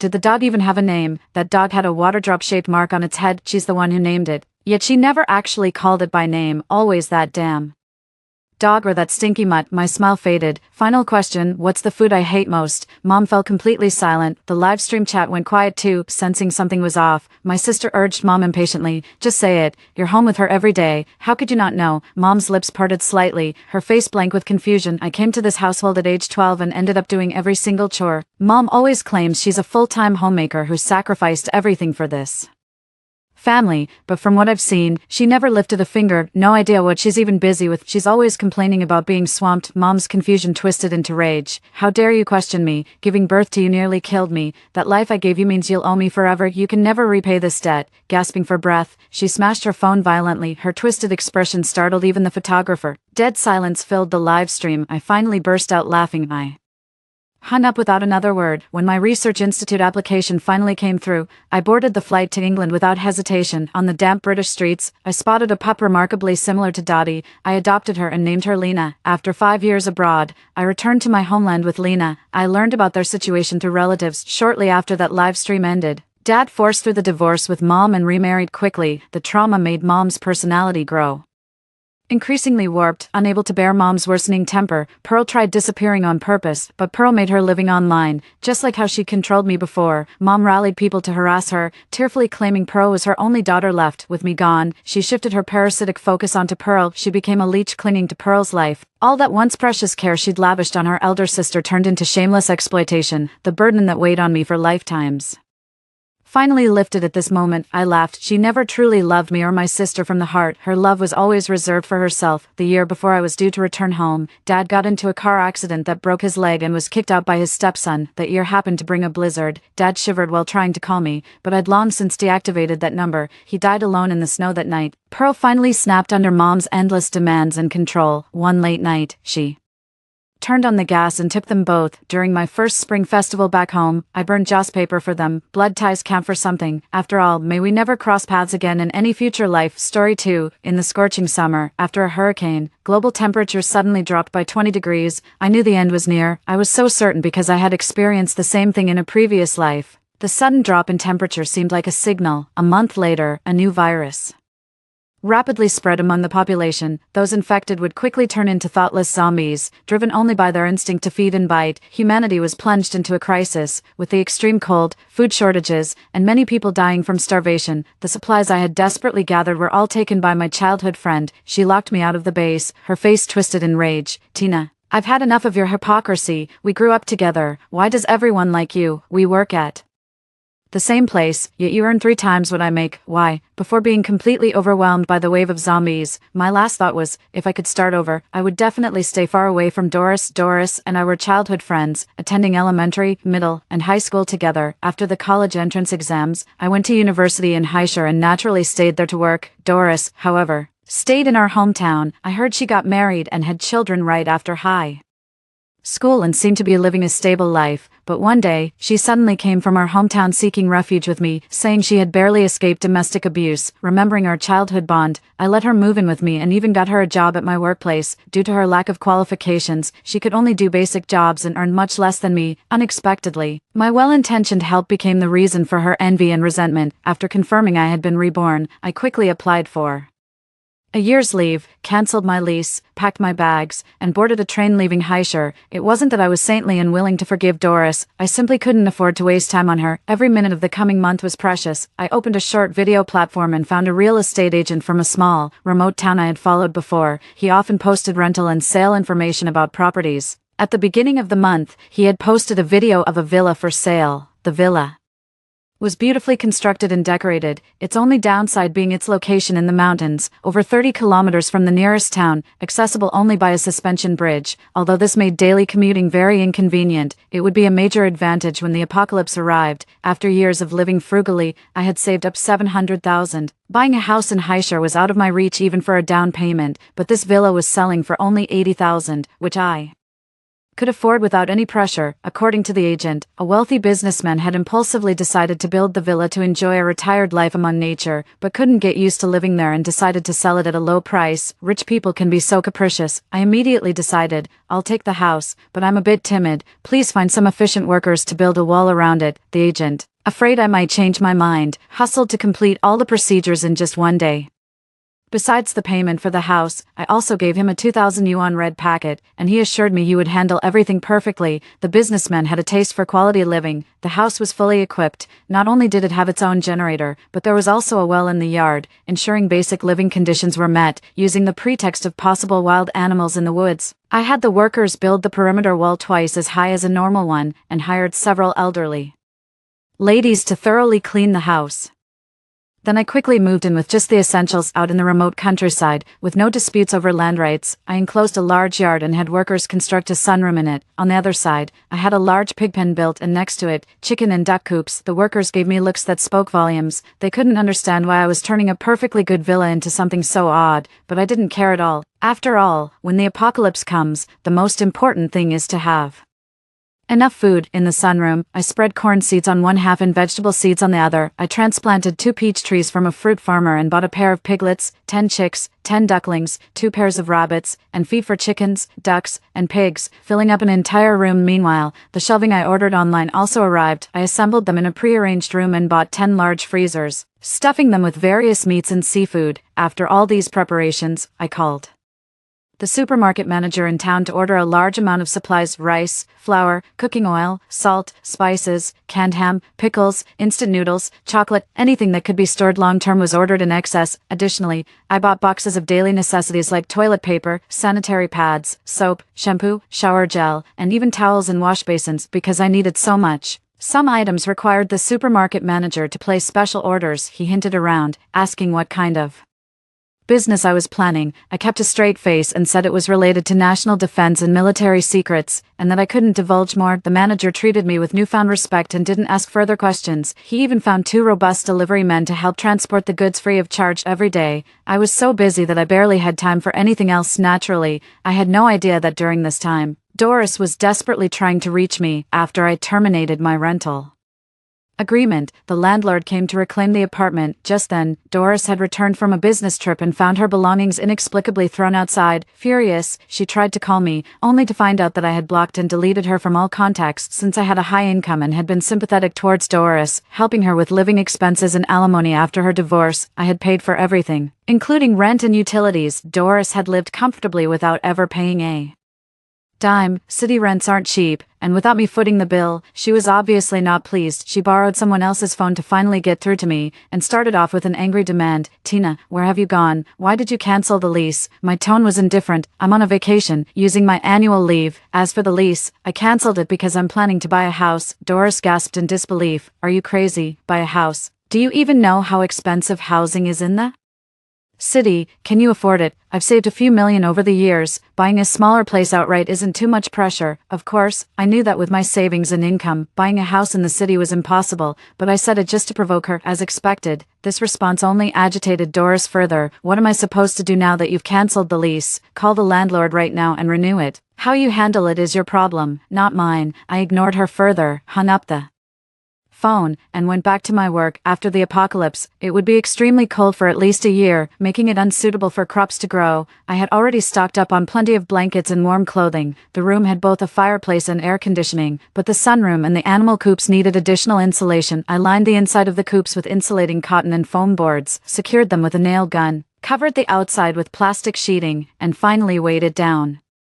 with wooden planks and bricks. Considering the frequent rainy weather ahead, I've also installed supplementary lighting and a thermostat. In the evening, I received 2 large parcels. Since I had notified them earlier, the delivery guy would bring the packages directly to the suspension bridge and then call me. I would drive over with my tricycle to haul the packages back. This time, they contained medicines. I had bought almost every type of medicine available on the market, as after the apocalypse, medicines would become more expensive than gold. This shopping spree quickly depleted my funds, but I didn't care at all. Even if I spent all my savings of 700,000, I still had my credit cards. In a month, these cards would be useless, and no one would care whether the balance was positive or negative. Watching the villa fill up day by day gave me more confidence. This time, I didn't need to rely on anyone else or try to please anyone. I could live well on my own. On the last day of July, a torrential rain began and lasted for 3 days and nights non-stop. Once this rainstorm ended, the real apocalypse would begin. Wearing a raincoat and trudging through the muddy ground, I used a chainsaw to cut the steel cables of the suspension bridge. After cutting them, the villa became an isolated island, and from then on, I could only live a solitary life. However, I didn't feel sad. Sometimes human nature can be more terrifying than zombies. After returning to the villa, I cleaned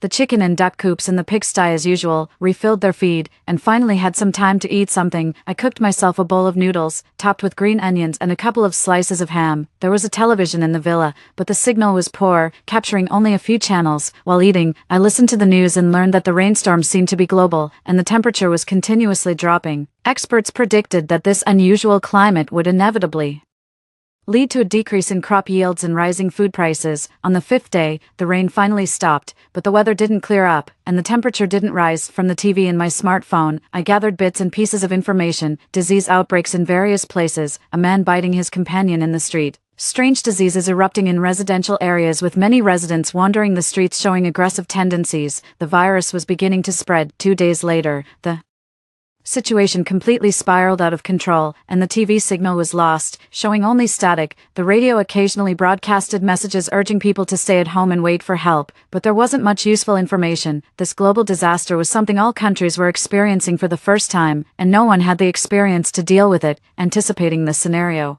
I had stockpiled an old-fashioned disc projector and a large basket of pirated discs. Even if I watched one a day, it would last for years. Moreover, I wasn't that idle. After all, I was completely new to breeding and farming and had much to learn. With the pre-downloaded online courses and books I had purchased, I had plenty to study for a long time. Fortunately, the chickens, ducks, and piglets were thriving, eating, and growing well. As for the 2 pairs of rabbits, there was no need to mention them. Not long after I bought them, I noticed that one of the female rabbits had a swollen belly. Likely pregnant. I vaguely remembered that rabbits were prolific breeders, and if raised properly, I wouldn't lack meat in the future. Though the villa was located in a remote area, almost devoid of human presence due to its distance from towns, now that I had cut off the only suspension bridge, probably only birds with wings could fly over. During this time, I lived a fulfilling and comfortable life, occasionally waking up in the middle of the night. At times, I find myself in a daze, feeling as if the apocalypse hasn't really engulfed us yet. The world outside is truly a living hell. I received another call from Doris. It was from an unfamiliar number, and her voice was frantic. "Tina, are you back in High City? Where are you? I'm trapped by zombies. Hurry up and find a way to come get me." I held the phone close to the grill so she could hear the sizzling sound of the meat frying. "No time for that. You're on your own." Before my rebirth, I never realized how jealous Doris really was. But now that I know, I'm determined to provoke her as much as I can, within my limits. Ignoring Doris's hysterical screams on the other end of the line, I wrapped the freshly grilled pork belly in lettuce, dipped it in sauce, and stuffed it into my mouth. The juice was rich and fragrant, not greasy at all, so delicious it made you want to swallow your tongue. Living alone is not boring at all. I spend a lot of time every day feeding livestock, cleaning, and taking care of the crops and vegetables in the sunroom, bustling around constantly. I once read a saying in a book: crops won't betray you, diligent work always pays off. I find this very true. Days go by, my skin has become rougher, calluses have formed on my palms, and blisters often appear on my feet, but my strength has increased, my stamina has improved, and I've become more agile. I quite like these changes. After all, in the post-apocalyptic world, looks won't sustain you, but strength will. The temperature continues to drop, and one day, when I opened the door in the early morning, I saw a layer of white snow covering the yard. Winter has arrived earlier this year. This is not good news. The cold and hunger will make human survival even more difficult. I had already experienced this in my past life. High City is a major city with a dense population, especially in the neighborhood where I rented. After the zombie virus outbreak, Doris and I were almost trapped among a horde of zombies. We hid in our apartment for over 2 months, consuming all the food we could find. Just When we were cold, hungry, and about to run out of options, a rescue team finally arrived. They called themselves the Freedom Corps, equipped with weapons and claiming to rescue uninfected people, and they took us to a shelter. However, life didn't get much better afterward. Their rescue was not out of kindness. The base needed a lot of workers, and that's the role we were forced into. With limited resources, we had to work to eat, usually just earning a tiny rice ball and a bowl of watery porridge that reflected our own faces after a full day's work. At night, we slept in a large dormitory, and when resources were most scarce, 3 people had to share one blanket. But to survive, we had no choice but to stay, as the outside world was overrun with zombies and the biting cold was unendurable. I climbed to the rooftop of the villa and observed the surroundings with a telescope. 2 months into the apocalypse, I still hadn't spotted any zombies nearby. Occasionally, a few zombies would stagger around on the opposite shore, but I wasn't worried. The river between the shores, rushing and over 10 meters wide, was a sufficient barrier unless they could fly, but I couldn't guard against creatures with wings. A few days later, one clear morning, a helicopter flew shakily at low altitude for a long time before crashing near the villa. After much deliberation, I decided to go and check it out. If the pilot had perished, the smell of blood might attract danger. I put on full football gear, picked up a fire axe, and rode out on my tricycle. There were 2 people on the helicopter. By the time I arrived, one of them had already lost all signs of life, while the other lay in the snow, a long, winding trail of blood beneath him. The tricycle could only carry one at a time, so I loaded the body onto it and discarded it over the cliff's edge. When I returned, the other man had regained consciousness. He leaned against a rock, his head and chest smeared with blood, eyeing me warily, but when I saw his face, I was momentarily speechless with shock. I knew this man. His name was Evan, and he also came from a military corps. Somehow, in the post-apocalyptic world, many such groups had emerged. They weren't part of any national military. They existed somewhere between official and unofficial, and had set up numerous bases sheltering refugees from all over. Evan was the leader of another corps and a popular subject among us worker bees. After a day's labor, hungry and curled up on cold bunks, we often talked about Evan. I heard their base has really good food, rice and steamed buns for every meal, meat at least 3 times a week. I really want to go to Evan's base. Everyone longed for a place where they could eat their fill, but it was impossible. Each base operated independently, and worker bees were seen as a resource. Without much freedom, I knew Evan, but he didn't recognize me. One reason was that he was somewhat of a public figure who had visited our base a few times. The other was because he had saved me once. At that time, not only were we responsible for various tasks within the base, but we also took turns going out to scavenge for supplies. We'd drive to a location, maybe a supermarket or a warehouse, and everyone would frantically gather what they could into a bag before returning to the vehicle for a coordinated withdrawal. If we encountered zombies, it was a matter of life or death. Once, another young girl and I were trapped in a warehouse by a zombie. If it had been an ordinary zombie, we would have made a run for it. After all, having survived this long in the apocalypse, we were no delicate flowers, but this zombie was unusually large, over 6 feet tall, with bulging muscles on its arms that made one suspect he was a professional fitness coach or boxer in his previous life. Facing such a formidable zombie, there was no chance of a direct confrontation, but as the time to retreat arrived, we heard the car engine starting downstairs and felt utterly hopeless. Worse, the zombie had discovered us. Just as we were preparing to fight for our lives, Evan appeared. He cleaved the zombie's head with an axe and kicked it down the stairs. Later, that girl and I rode back to the base in Evan's vehicle. Evan even had his team share some of their supplies with us. According to the base's rules, if you didn't bring back supplies from a sortie, you'd go hungry the next day. I'm not particularly conscientious, nor would I decide to repay a past favor at all costs. But one thing was certain, Evan couldn't die, not just because he was a good person. On my deathbed in a previous life, I had learned a secret. The Free Corps, the group behind the shelters, was actually backed by foreign forces intending to exploit the natural disaster to divide our country, and Evan was an undercover agent for the military. The base's leadership had already received a secret tip-off and began to suspect his identity, planning to eliminate him, so Evan had to stay alive, at least long enough to bring back the information he had gathered. I might not be the most virtuous person, but I understood the gravity of this situation. Perhaps it was my bizarre appearance, wielding an axe and clad in protective gear, that made Evan hesitate to speak for a long time. I had no choice but to explain. Your companion is dead. It wasn't right to leave him here, so I buried him, I said. Who are you? Evan asked. I'm a resident living nearby. I heard some noise and came to Check it out, aren't you afraid of zombies? There are no zombies here. I pointed at the cliff. The bridge over there is broken. Zombies can't cross. How about you? Can you walk on your own? Evan tried to stand up a few times, leaning on his body, but he couldn't, so I used a tricycle to pull Evan back to the villa. There were some mineral water and compressed biscuits on the helicopter, which I also brought back. Food is precious these days. Every bit saved counts. Evan was severely injured, with a hole in his head and many other wounds. Surviving a helicopter crash was already a stroke of massive luck. I only had some basic medicine here. Evan treated his wounds himself and borrowed a clean shirt from me. Thank you. Perhaps because I was too quiet along the way, Evan seemed a bit puzzled. Don't you have anything you want to ask me? I really didn't have much to ask, living another life. I knew more about some things than he did, but to ease his suspicions, I cooperatively asked, "Are you with the military? There's no signal on TV or radio. I have no idea what's going on outside." Evan said he was from a refuge base in Haishur, and this mission was for a rescue operation, but the helicopter malfunctioned unexpectedly. I pretended to be surprised. "There's a refuge base in Haishur. Can I go there?" Evan shook his head. "This place is safe and there's no shortage of food. There's no need to leave. Life at the base isn't as good as you might think." A harsh truth.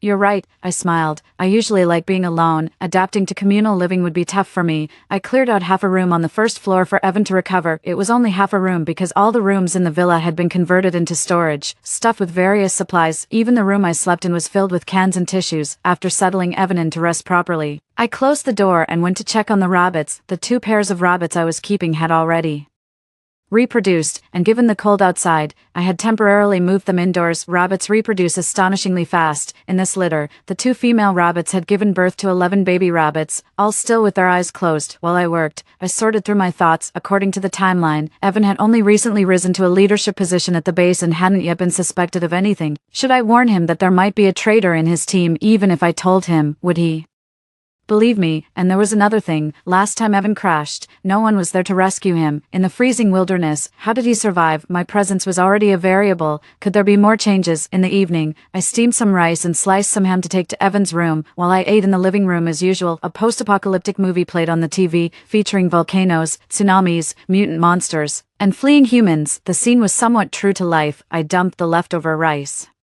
in the pig trough, cleaned the dishes, and took out feed from the storage room. Feeding myself was done, and then the chickens, ducks, and pigs, daily chores for me. Evan, at some point, had opened his door and was quietly watching me. Suddenly, he said, "You're too unguarded." Of course, I wouldn't easily trust a stranger. Being chosen by the government to work undercover is a testament to one's quality. For that, I'm willing to extend a degree of trust. Besides, Evan won't be here for long. He has more pressing matters to attend to. There's no competition for resources between us. Pointing at the supplies stacked in the room, Evan asked, "It seems you knew the apocalypse was coming." I feigned surprise. "How could I? Who could have predicted this? But you're not from around here," he observed sharply. "You don't have the local accent, you're not adept at farming, and you appear alone in this remote place with a stockpile of supplies. Are all these just coincidences?" His keen insight and cautious thinking are indeed worthy of someone selected by the nation for undercover work, but I had already prepared my explanation. "I'm indeed not a local. I used to work in the city, and after quitting my job, I plan to become a content creator. Working for others isn't always the solution. Who doesn't want to be their own boss and earn more?" This clearly touched on Evan's blind spot. Content creation, yes. Themes like rural life and self-sufficiency are quite popular. You must have seen something like this on short video platforms, right? Evan looked astonished. "Those are staged." I nodded. "Of course, most are scripted with actors. I invested all my savings into this, never imagining I'd face an apocalypse. Luckily, I had stockpiled some supplies, or else I'd be in real trouble. It's a case of a blessing in disguise." Evan is smart, and lying to him is no easy task, but I don't particularly need his trust. Saving his life was part strategic, part personal interest. People like Evan and I aren't meant to be in the same world. Building relations isn't realistic, but zombies will eventually be eradicated, and the nation will stabilize again. Being somewhat recognized and catching a bit of his influence could make my life easier. One must always plan for the future. With this in mind, I spoke more gently. Focus on healing for now. After all, health is most important. Though another person was in the house, my life wasn't much affected. Evan's injuries were severe, confining him to his room while I had my daily chores I had hoped to make my presence felt more, but in the end, apart from delivering meals twice a day, we hardly interacted. Being a military man, despite his severe injuries and lack of proper medication, Evan resiliently pulled through. He practiced walking in the living room, leaning on a homemade cane. I kindly advised, haste makes waste. If you strain your wound, all will be lost. I can't be away from the base too long. Nor can I afford to show weakness, Evan said calmly, otherwise, they might seize the opportunity to kill me and take my place. His words were a stark reality. In a post-apocalyptic world, it's survival of the fittest. When Evan was a bit better, he took a tricycle to a helicopter wreck, retrieved some parts, and assembled a signal transmitter. With no suitable transport available, his only option to return was to call for a pickup. Crouching beside him, I negotiated. In these apocalyptic times, everyone values their food highly. You're the boss at the base and surely aren't lacking essentials. I did save your life. You can't repay me by raiding my supplies. Evan gave me a meaningful look, then took a watch from his pocket. Keep this with you. It has my name engraved on it. If you ever encounter people from the base, they won't trouble you. Additionally, only my confidants have come this time, and without my instruction, he won't speak rashly. I had been hoping for exactly such a token of trust, and without hesitation, I responded, okay, thank you. And I wish you smooth sailing ahead as well. 2 days later, a helicopter arrived to pick up Evan. To my surprise, not only was a young man present, but also a face I recognized, Doris. Her hair was unkempt, her face dirty, and she was wrapped in a tattered overcoat, shivering from the cold. The moment she saw me, Doris's eyes widened in shock, and she hysterically threw herself towards me, screaming, Tina, why are you still alive? The young man, startled, quickly restrained her, exclaiming, hey, what are you doing? This young man, named Gus, was both Evan's confidant and assistant. On his way here, he had passed through Heischer and noticed Doris on a rooftop surrounded by zombies, in imminent danger, and had rescued her. According to the plan, Doris was supposed to head to the base. However, she broke free and glared at me fiercely. I'm not going. I have friends here. I want to stay. Isn't that right, Tina? I smiled genuinely. Of course, you're welcome to stay. Doris and I had old scores to settle. Having survived the apocalypse and faced death, I was certainly not going to be soft-hearted. If Doris chose to stay, I wouldn't let her live long, but Evan insisted that they had their rules. Rescued survivors must go to the base, otherwise, they would be sent back to Heischer. Being a leader at the base, few dared to confront Evan when he was stern. After much hesitation, Doris meekly managed to ask, is there food at the base? Enough to fill you up, was the reply. While there was enough food, it also meant hard work. In fact, the workload at every base was substantial. Evan's base, offering full meals, was far better than other places. However, Doris was not known for her diligence. In her previous life, she had tried to avoid going out for supplies and had nearly slept with every leader, of course, without success, as those people never kept their promises. Doris left with the helicopter. I realized belatedly that Evan's decision to take Doris was probably out of kindness. Although I didn't really need it, I was willing to accept this gesture of goodwill. When Evan left, he gave me a mobile phone, which was heavy and resembled a model designed for the elderly. It contained his number. He mentioned that if I ever faced difficulties, I could call him for help, and he would assist as much as possible as a way to repay me for saving his life. After Evan left, my life briefly returned to normal. The weather grew colder, and there were heavy snowfalls. The greenhouse crops were doing very well, and besides some short-cycle fruits and vegetables, I paid special attention to the corn and wheat. After all, I didn't know how long the apocalypse would last, and these were my future food security. After finishing my work, I returned to the house, warmed up some leftover porridge from lunch, and ate a pancake. Just as I finished cleaning up,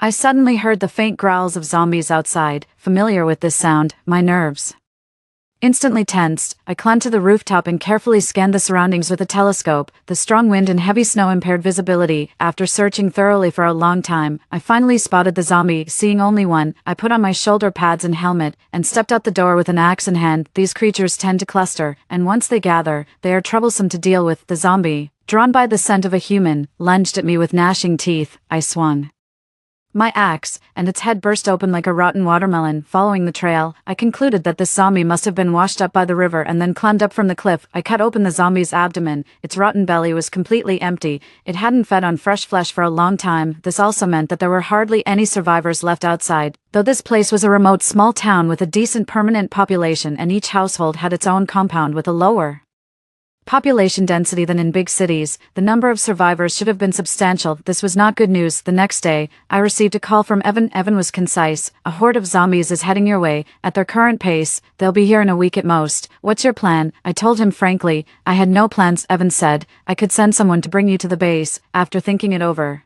I sincerely replied, "No need to bother, but thanks for the heads up, I did not want to go to the base." Not even Evans. Perhaps it was a psychological scar from a past life, but I had no fond feelings for bases, where survivors like us were not treated as human, tasked with the most tiring and dangerous jobs, and even had to beg for a meal that wasn't living. It was merely not being dead yet. The zombie that had climbed up made me wary. A remote location didn't guarantee absolute safety. The temperature was dropping, and the river might freeze over any time, possibly allowing more zombies to cross. Even if the river didn't freeze, if there were enough zombies, they could just stack up and climb over the cliff. Though the situation wasn't optimistic, it wasn't completely desperate either. I opened the door of the most secluded room on the first floor, moved the stacked boxes, and found a movable steel plate on the floor. It took some effort, but I lifted the plate to reveal dark steps leading deep underground. It was a basement. I knew about this basement when I moved in. The agent had mentioned it. Originally, the previous owner probably intended it as a mere storage space,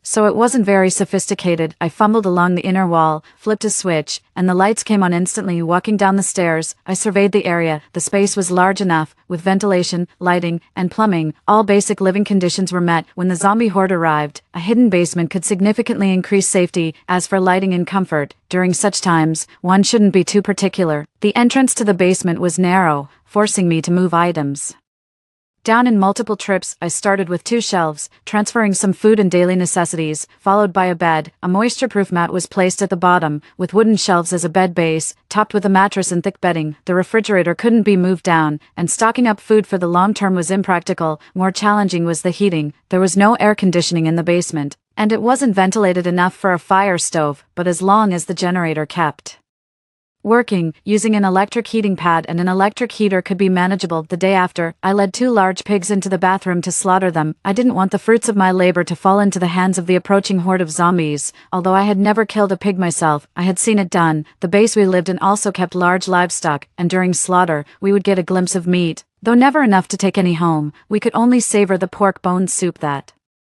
was made, which added some richness to our cold rice. Chickens, ducks, and rabbits met the same fate, but to ensure fresh meat in the future, I saved a couple of young rabbits and some chicks and ducklings, raising them in the basement. The processed meat was stuffed into the freezer or, if it didn't fit, buried in the snow outside. My only real concern was the greenhouse. I had fortified it with snow and bricks, but if the zombies broke through, the crops inside would surely freeze. The basement was too cold for relocating the plants, so it looked like we wouldn't be having corn or wheat this season. When I initially built the courtyard wall, many bricks were left over. I used these to brick up the windows of the small room at the basement entrance and blocked the door with boxes filled with toilet paper and activated charcoal. I spread furnace ash on the floor and eventually bricked up the door as well, effectively turning the room into a sealed chamber, since zombies rely more on their sense of smell than vision. Theoretically, as long as I could mask my living scent, surviving the zombie horde was possible. In my past life at the base, I had met someone who survived by hiding in a warehouse filled with foam boxes for 4 days during a zombie invasion. Though cold and hungry, he was eventually rescued and taken to the base. Unfortunately, life at the base was tough. He was assigned to repair the walls in sub-zero temperatures, suffering from frostbite all over his body. Eventually, he died after falling from the wall, devoured by zombies. Officially, it was reported as an accident, but we knew it was because his leg had been recently injured, rendering him unable to work. The base didn't keep those who couldn't contribute, effectively disposing of them. This is why I preferred to face the risk of dying in a zombie horde rather than seek refuge at the base, even though it offered strong walls and heavy weapons for protection. After placing the last red brick on the door, I breathed a sigh of relief. Success or failure, I had done everything within my power. I secured 3 layers of chains under a steel plate for safety and, holding my trusty fire axe, felt a slight reassurance. The food I had brought down was enough to last a few months, and there was no reason for zombies to linger in this place for long. Living in the same space as rabbits, chickens, and ducks wasn't pleasant, but knowing I would need the meat in the future, I endured it. To pass the time, I brought down many books on practical topics like efficient pig farming, scientific management of vegetable greenhouses, and diagnosis of poultry diseases. 3 days later, I woke up suddenly from my sleep. A buzzing vibration came from the ground, as if several trains were roaring overhead. The zombie horde had arrived. I sat up abruptly,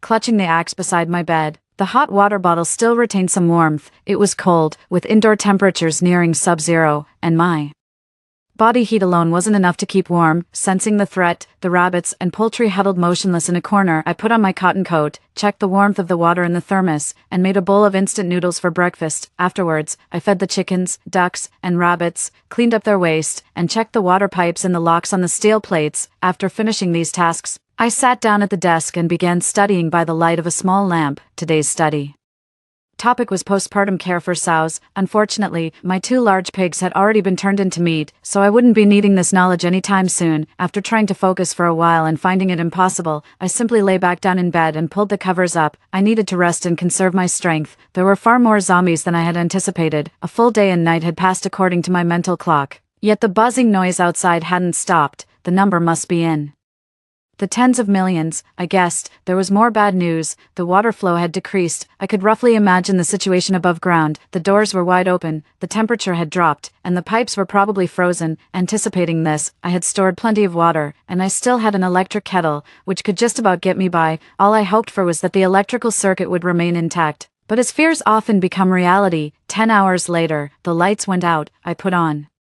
all my clothes and sat in the dark, waiting quietly. Even without electricity or hot water, I could last quite a while. 3 days later, the noise outside began to diminish. Still, I stayed in the basement for another 5 days before eventually daring to unlock the chain and climb out. In the corner of the window, a few bricks had come loose, letting a sliver of light in. I sat on the ground for a long time before slowly moving closer and squinting out. It was the same scene as before. Blinding white snow and howling north winds. After making sure there were no zombies around, I picked up a sledgehammer and put all my strength into smashing the door. After several hits, the piled up bricks broke open a hole, and I pushed through the assorted boxes to emerge from it. The villa's door stood open, its windows shattered, letting the wind blow in from all directions, making the inside as cold as the outside. I did not take this lightly. Carrying an axe, I carefully searched every room and corner of the villa to ensure there were no lingering zombies.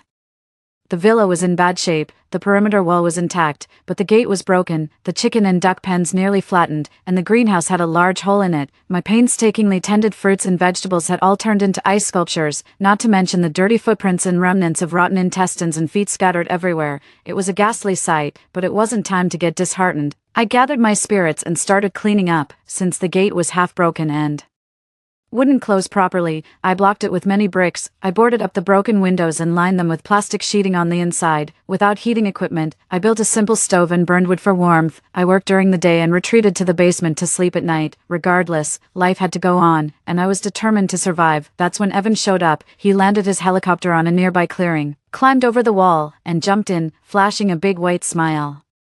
"You're still alive," just as I thought. Huddled in my tattered coat, I managed a strained smile. "Yeah, thanks to your blessing, I didn't die." Evan fixed the generator, and I pulled out an electric grill to treat him to some barbecued meat. The two of us sat around the table, with the electric heater on, eating greasily. I'm really grateful for Evan. I survived this time through the zombie horde thanks to the information he leaked in advance, which allowed me to prepare adequately. Fixing the generator is something else I can learn, but that, I truly don't know how. I asked him if his visit this time was for official business, and Evan said it was still to search for survivors. Although the chances are slim, I don't rule out the possibility entirely. "I guessed you might still be alive, so I decided to check on you." I immediately responded obsequiously, thanks to Evan leading the team. Otherwise I wouldn't be here today. The zombie horde this time was millions strong. "I can't believe you actually made it through," he noted with an implication, "but it seems you really hate going back to the base." He prodded. I laughed it off. "I'm quite a loner. I don't like communal living. Besides, you've said it yourself, life might not be better at the base. I have food and drink here, and I'm quite content." I suspect Evan might have resolved the traitor issue within the base. Compared to before, he seems much more relaxed now, and even smiles more. Perhaps this also indicates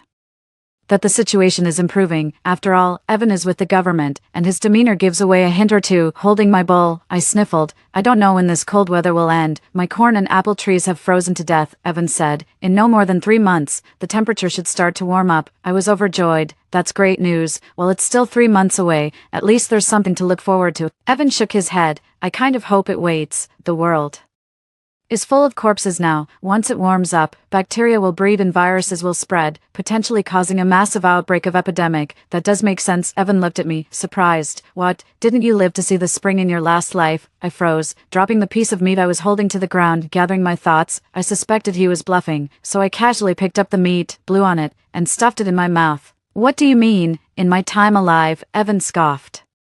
You don't know me. It's our first meeting. How do you know I'm the leader of the base? You've never been to the Free Corps base. How do you know to call me leader? You said you wanted to start a media business, so why didn't you prepare any photographic equipment, but instead have many agriculture and livestock-related books? If it's your first time experiencing the apocalypse, how do you know zombies rely more on smell than sight? Why did you stack so many boxes with activated carbon packs?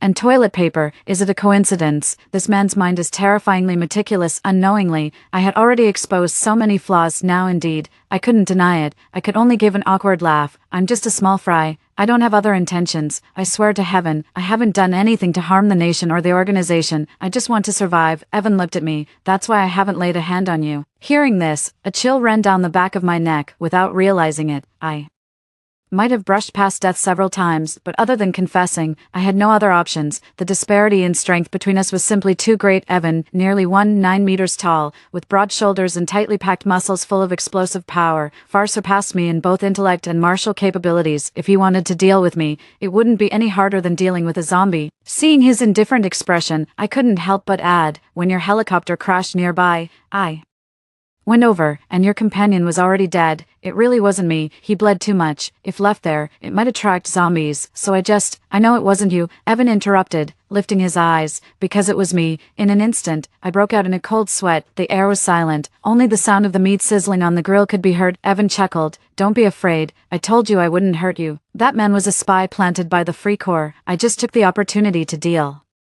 with him. I forced a laugh. I see. It's a good thing he was already dead. Reviving him might have caused more trouble. Playing games with someone as clever as him felt terrible. He could easily see through all my cards, and I had no way to counter. Evan looked up at me. How did you die? I told him the truth. I was killed by a zombie. Evan picked up a piece of grilled meat and put it in his mouth. Does this have something to do with that friend of yours? I was shocked. How could you guess that? Evan sneered. It's written all over your face. Is it that hard to guess? Besides, that woman obviously isn't a good person. I sheepishly replied. Yes, she indeed is a terrible person, but my integrity is intact. Please be assured, your problem is in your head. He pointed to his temple. Your IQ is too low. Although it was good to clear the air, Evan became increasingly unrestrained, even going as far as to insult me personally in a very impolite manner. I endured it. Let's make a deal. Evan pulled out a napkin, elegantly wiping his mouth. I can leave Doris at your disposal, but you need to provide some useful information in exchange. I was slow on the uptake again. Perhaps from the first moment, Evan had already noticed the enmity between Doris and me, so his taking her was not out of any kindness, but rather to use her as a bargaining chip in future negotiations. I sighed again, realizing he was a meticulously thoughtful person. It was fortunate he was on the national team. Having such an enemy would be terrifying. I composed myself and spilled all the details I knew. I spent 2 months at Base 5. The leader there, Owen, is on good terms with the leader of Base 2. They often discuss matters within the base and even stay overnight. There was also a top official from your Base 4 who visited once and had a long private talk with Owen. Evan narrowed his eyes. What's his name? I replied honestly. I'm not sure. I didn't see his face, but I recognized his clothes as those of Base 4. He's tall.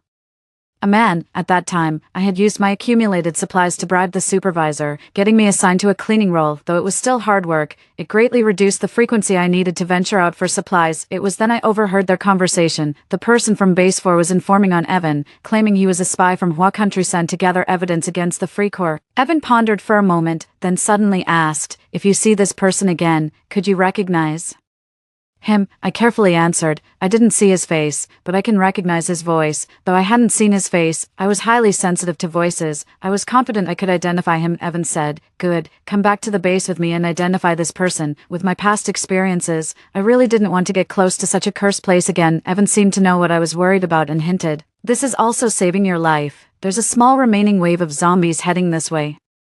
Although not numerous, this place is on their path. Do you really want to hide back in a dark, sunless basement? Honestly, I didn't mind hiding in the basement, but after a brief consideration, I decided to go with Evan to the base. Indeed, having been reborn, I first considered my own safety, then revenge against Doris, and only after that, everything else. But as the saying goes, the outsider's heart must be different. The Free Corps must be eradicated if we don't catch this spy. If he's already suspecting Evan, in the future, there will inevitably be even more and greater risks. I don't consider myself to be exceptionally moral, but when it comes to matters of national importance, my stance is very firm. All right, I'm willing to help. Packing my things was easy, but it's a pity about my villa. I had just finished getting it ready and hadn't even had a chance to live in it before I had to leave. After the zombie horde passes, if you want to leave, I can bring you back, he said. I looked at him gratefully. I'm increasingly convinced that Evan might just be the protagonist of this world. Sticking close to the protagonist, there are only two possible outcomes. Either you rise with them or you end up as cannon fodder, forced to take the bullet. I didn't dare to hope for rapid ascension, but I did harbor a little hope that helping Evan could earn me some favor, which might be beneficial in the future. I quickly packed my backpack and followed Evan onto the helicopter.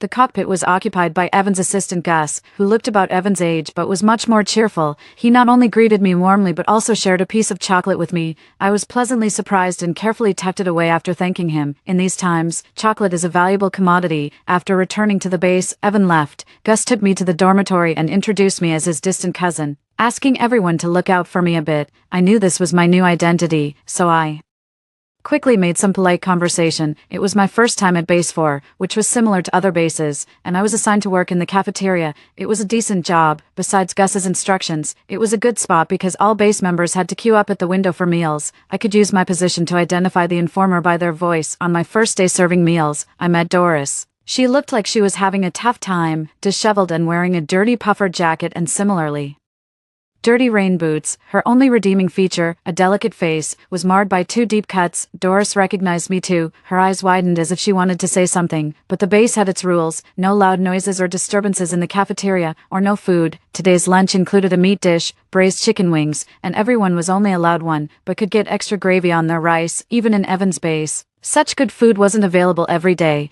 I picked out the smallest piece, almost just a bone, and put it on her tray. Doris's hands trembled with anger as she held her bowl, her eyes shooting daggers at me, her voice almost squeezed out through clenched teeth. "Why are you here?" I pretended not to hear, impatiently saying, "Hurry up and move along. There's a queue waiting." Everyone was eager to get their portion of the meat dish, and at my words, they grumbled even more, pushing Doris to the side. Honestly, although this job wasn't life-threatening, it was far from easy. The cafeteria was managed by a bald middle-aged man everyone called Reggie. He didn't care if you were connected. Everyone had to work. Every day I had to deal with mountains of potatoes, wash hundreds of pounds of rice, and scrub hundreds to thousands of dishes, more tiring than the work I did at the villa. Usually, by the end of the day, I could hardly straighten my back. Even more daunting was that after more than a week, I still had no clue how to find the informant spy. Could he possibly not be at this base, or, in this lifetime, has he already passed away? I did manage to find out quite a bit about Doris though. After being brought back to the base, she was assigned mundane yet strenuous work. She couldn't handle it after just a couple of days and tried to bribe the manager using her charms. Unfortunately, the manager's wife was a fierce woman who struck her face with a rake right then and there. No. With the extreme cold weather, it's even harder for wounds to heal, and medications are in short supply, making her facial wounds not only fail to heal but actually worsen. As a result, she could no longer use her looks to gain any advantages and had to endure her tough job day by day. Every now and then, she had to join the team to scavenge for supplies outside. Surviving this long was purely luck. Ever since I started working in the kitchen, Doris hasn't had meat in her meals. She angrily questioned why I treated her differently. I responded confidently with hands on my hips. "You used to eat and drink on my tab. Now, it's just payback time, and you can't handle it, unaware of the blessings you have. If it were any other base, you wouldn't even have enough to eat." Over time, the whole base knew about the discord between Doris and me, but no one stood up for her. People are pragmatic. Even though I was just a kitchen helper, offending me meant no meat in their meals. Moreover, Doris's character is quite questionable. Her little schemes are nothing in this post-apocalyptic world, and nobody wants to befriend such a person. I was such a fool before. After 2 weeks working in the canteen, I recognized almost everyone but didn't find the person from my memories, so I volunteered to transfer to logistics. In logistics, everyone took their meals alone back to their quarters, and it was the only group of people I hadn't fully interacted with at the base. The bald manager agreed, not because I had connections, but because logistics was a tough job too, involving feeding pigs, chickens, and ducks, cooking their feed, and cleaning up after them, which was even more labor-intensive than the restaurant work. I received my uniform, put on rubber boots, wore a large apron, and headed to the kitchen's logistics section. Covered in dust, Doris thought I was demoted because I had annoyed the manager and came to gloat. She wasn't pretending anymore. I smacked her face with the manure shovel and then started throwing punches left and right, having done farm work. I was no weakling after that. She kept quiet for a while and Stayed out of sight. Later, I heard that her facial wound, already severe, got infected with feces and worsened, rotting half of her face. One night, as I lay in my single bed ready to sleep, I suddenly heard a noise outside. It sounded like someone was making a phone call. Yes, tomorrow. All right, okay, I'll do it. The second day after arriving at the base, I moved out of the dormitory. The better dorms had no beds available, and the worse ones packed 16 people into a room, carrying the label of a connected person. My arrangements couldn't be too shabby, so a corner of the storage room on the second floor with a plank of shelving became my private room. Usually, this spot was just used to store seldom used shelves and was mostly deserted, so when I heard the noise, I unconsciously frowned, making calls in this hidden corner in the dead of night. One was either whispering sweet nothings or up to no good. Yes, there's a problem with Evan, a sentence that froze me in place. I held my breath and tiptoed out, hiding in the shadows behind the piles of stuff at the end of the hallway. Indeed, there was a silhouette of a tall man, but as I strained my eyes in the dim light, I almost doubted my vision. It was Reggie, the bald guy from the kitchen. Oh, you with the bushy eyebrows and big eyes. I never expected you to betray us too. At this point, the phone call was almost over. Reggie responded a couple more times before hanging up and walking away. I, too, moved back quietly. And slowly, I decided to tell Evan the news first thing the next morning. However, the next morning, I learned that Evan had gone to a meeting of the Freedom Corps the previous night and had left at 3 in the morning. I couldn't get through to him on the phone, and I couldn't help but suspect that Reggie had passed on the information last night and that the meeting was actually a trap set to target Evan, because I was so preoccupied. I was distracted all day, until I returned to my little cabin. After finishing my work in the evening, only to see a tall, bald figure standing in front of my door, I broke out in a cold sweat immediately. It was Reggie. He turned around to look at me, speaking in a friendly tone. "Tina, when did you move here? If we were to confront each other now, I'd definitely be in trouble. With Evan not around the base, if something really happened, there'd be no one to cover for me." I pinched my palm and feigned ignorance. "I've always lived here. Didn't they run out of beds in the dormitory?" Reggie stared at me, his small eyes filled with gloom. "This place is small and out of the way. Are you getting used to living here? I don't want to live here either, but there's no other place available, is there?" Suddenly realizing something, I feigned surprise, looking at him. "Leader, does that mean there's a vacant bed in a double room?" To be honest, this place is really hard to sleep in. It's cold and damp. The first few nights I moved in, I had nightmares all night long, but over time I got used to it, mainly because I'm so tired. I sleep like a dead pig as soon as I hit the bed, and don't wake up until morning. I pulled out a cardboard box from under the bed, which contained my painstakingly saved supplies: 5 sticks of sausage, 3 bags of instant noodles, and a small bottle of white wine for tasting. I handed these items to him, my eyes earnest. "Leader, please take some trouble to find me a bed." He still looked at me with that obscure gaze.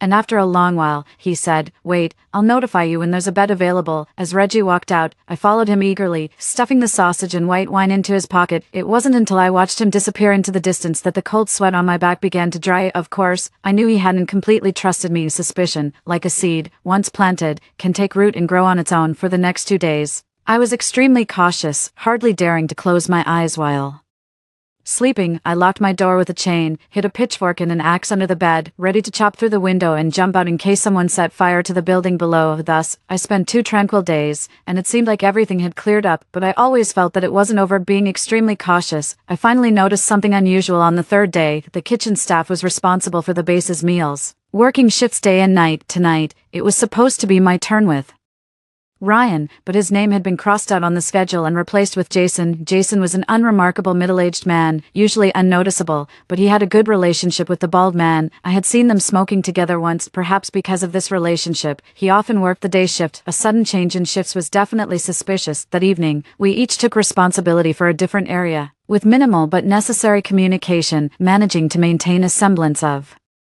harmony. Just as I was about to go outside to change the water bucket, I was bending down when suddenly, a shadow loomed over me. Jason struck the back of my neck with a shovel. My head buzzed, and my vision momentarily darkened. I clung to the iron gate to keep from falling. As he raised the shovel for a second strike, I quickly rolled into a pig pen. The pigs scattered in panic, while Jason blocked the exit, shovel in hand, eyeing me fiercely. He wanted to kill me. I felt the back of my head. It was sticky with blood. Separated by a group of pigs, I gasped and asked him, "If you're going to kill me, at least let me die knowing why. When did I ever wrong you?" Jason replied, "You just have to die." I asked, "Do you really have to side with Reggie? Do you know he's a spy planted by another country? By helping a spy, can you still consider yourself a loyal citizen?" Jason said, "All I know is that he once saved my life." Seeing that further talk was futile, I pulled out a dagger strapped to my leg and stabbed it into the nearest pig's rear.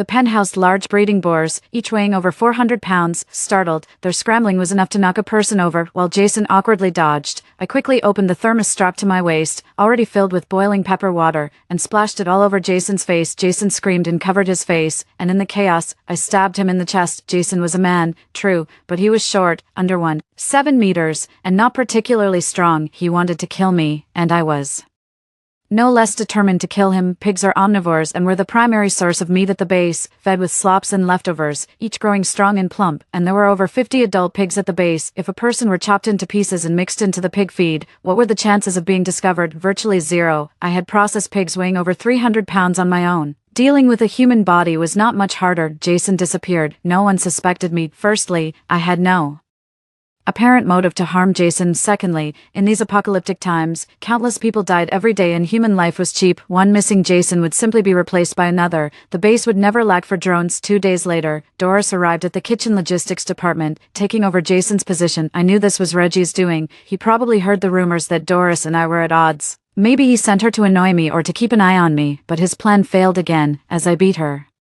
up the first day she arrived. I knew she harbored ill intentions, so I wouldn't let her get close. If she dared, I would slap her. Doris must have had a tough time. Lacking strength, she couldn't do much work. With her beauty marred, she couldn't leverage it for favors and had to rely on Reggie to keep her busy. But I didn't make things easy for her. I made sure she was assigned the dirtiest, heaviest jobs. I would bump into her shoulder as we passed, or purposely knock over her food bowl. She deserved it. Just as I was pondering Reggie's next move, shocking news came like a bolt from the blue. Evan was dead. Reportedly, he encountered a horde of zombies on his way back, lost contact with his convoy, and fell into the swarm. Hearing this, I was stunned. Wasn't he the main character? How could he die so easily? Was that even reasonable? But having lived through it once, I knew better than anyone the fate of those who fell into a zombie horde. Not even a deity could escape, unsurprisingly. This news sent the entire base into an uproar, and then there was chaos, true chaos. If a new leader isn't chosen soon, our base will just be swallowed up by others, and all the hard-earned positions of management will be reduced to the lowest-level workers. Naturally, they wouldn't just sit back and accept such a fate. In the confusion, I ran back to the storeroom, put on all the clothes I could find, and packed the supplies I'd gathered over time into a backpack. Evan was still alive, which held Reggie back, but if Evan were dead, he would come after me without hesitation. I planned to steal a car and escape. Evan had said that the extreme cold would soon pass, and with warmer weather, survival would become relatively easier. It was better to grit my teeth and endure than to stay here and wait for death. Having been given a second chance at life, I cherished my own life deeply. The base was in complete disarray, with occasional bursts of gunfire and flames. Some people hid, trembling in the shadows, while others ran about in panic. I had car keys, which I had found on Jason. He had a modified van that was occasionally used for supply runs, parked under the city wall. I approached the gate under cover of darkness, and sure enough, the guards were all distracted. Evan's incident was a shock to everyone at the base. I got into the van, buckled up, and silently reviewed the process of starting the car. It had been a long time since I'd driven a motor vehicle in either of my lives. As a vehicle prepared to leave the base, I started the van and followed right behind it. While the vehicle in front was being checked, the gate opened, and I floored the accelerator, speeding past it, looking in the rearview mirror. Thankfully, nobody followed. I breathed a sigh of relief. Everyone was too preoccupied with their own problems. Who would bother about someone trying to escape, possibly to their own death? Outside the base, the land was frozen, many areas covered by snow, making it difficult to distinguish the roads. Unfamiliar with the area, I only dared to drive along the highway away from the city, hoping desperately not to encounter any zombies. Only when I couldn't stand the cold did I turn on the heater for a while. By the time it began to dawn, I finally stopped outside an abandoned building in the suburbs. The blizzard had stopped, and the sunlight scattered across the pristine snow brought a comforting warmth. I curled my fingers, which were nearly numb from the cold, opened a pack of bread, and took a few sips of water. There were plenty of supplies hidden under the seat: chocolate, beef jerky, compressed biscuits, mineral water, and even a couple of packs of cigarettes, likely stashed by Jason. After finishing the bread, I tried calling Evan, not really expecting it to work, but to my surprise, it did. When I heard Evan's voice, I was stunned. "Evan, why aren't you speaking?" "Me? Stuttering, isn't it? Aren't you dead?" "Right, I'm dead. You're talking to a dead man." "Evan, just kidding. I faked my death. I'm back at the national base, preparing to collaborate with the military to reclaim our base. I need your help from both inside and outside." I was furious. "You could have told me last night. I've run 800 miles away. Also, Reggie is a spy." But I couldn't match his voice with anyone at the base. Reggie's throat was injured, and his voice changed just before you came to the base. Evan sounded surprised. "It's really him." I Didn't expect that. There's a lot you didn't expect. Big brother, you've really screwed me over. I almost got killed by him. I complained on the phone. Where are you? Can I come to you for shelter? Evan replied, not yet. I need you to go to base 5 and deliver a message for me. I hesitated. You're a new face, and you know the terrain there well, so you're the best person for the job. Evan continued again. I hesitated. I'll report this to the authorities, and you'll be duly recognized for your efforts, he assured. I don't care much about recognition. My main concern is my deep love for our country, I said. After hanging up with Evan, I headed straight to base 5, a place where I had worked in my past life. Driving a van at full speed, I arrived at the entrance of base 5, crying out dramatically, there's chaos at base 4, Evan's group is in trouble, help. The gates swung open, and I was dragged inside. Owen, the leader at base 5, grilled me for details, and I took the opportunity to pour out my grievances. There's a mole in base 4. Our group, led by Evan, is absolutely loyal to the Liberty Corps. They're trying to seize power by blocking information and spreading these lies. Now that Evan's group is in trouble, their true colors are showing. I barely escaped with my life. Owen, you must help us. I was certain Owen would take action. After all, Evan's base was known for its abundance. Even the workers had enough to eat, surely stockpiling a lot of supplies. In these end times, that was enough to make anyone envious to be safe. Owen reached out to the leader of base 2, and together they decided to take advantage of the chaos for some gain. Of course, if they could completely take over base 5 in the process, all the better. As soon as they left, I sent a signal to Evan. With most of their forces gone, the base was poorly defended, making it the perfect time to strike. During the conflict, I crawled into a dog hole. I had been at base 5 in my past life and was familiar with the layout. I stuffed some straw into the hole to block it and listened to the gunfire outside, silently praying that Evan would pull through and not fail me again. Eventually, after a long while, the gunfire ceased. I peeked out and confirmed that the National Army had secured a decisive victory. Overjoyed, I started to crawl out, only to be yanked out by the collar the next second. It was Evan. I was almost moved to tears. You really didn't die. Do you even care if I'm dead? Evan responded coldly. Run. Who can outrun you? I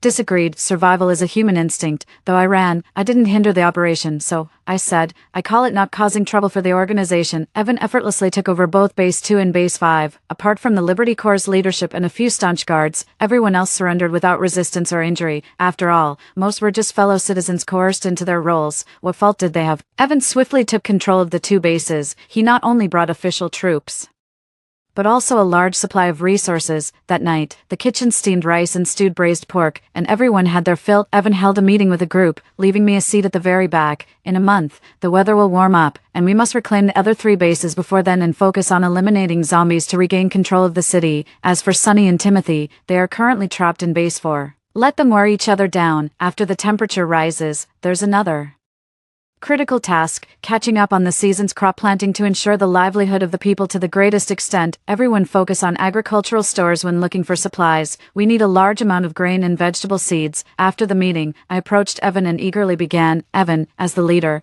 Evan cut me off, frowning. The Free Corps are history. There are no leaders here anymore. Understood, Captain. I conceded smoothly. I have many seeds I'm willing to donate to contribute to the future of humanity. Evan raised an eyebrow. What do you want in exchange? Seeing right through me, I felt a bit embarrassed. I heard you'll be reallocating residential areas. Could I perhaps get a place with a yard? I'd like to farm. I believe I have a talent for it. Is that all? Evan asked, testing the waters. I said, this is my first time pulling strings. Is my request too modest? Evan scoffed and walked away. The zombies aren't even dealt with, and you're already thinking about housing. After the national team took over the base, the first order of business was to distribute cold weather supplies, 1 cotton padded jacket, 1 cotton quilt, and 1 pair of cotton shoes per person. Only then did I realize just how many supplies were in the warehouse. At least we weren't short on cold weather gear, but they were reluctant to hand them out, watching us shiver and huddle together. Such pure beasts, and the changes didn't stop there. The base organized a group of young and strong pioneers to go out and gather supplies. Each person was given a weapon, and the army accompanied them for protection. Of course, everyone still had to work and line up at the cafeteria for meals, but now, everyone could eat their fill, and if injured, you could go to the medical office for dressing and treatment,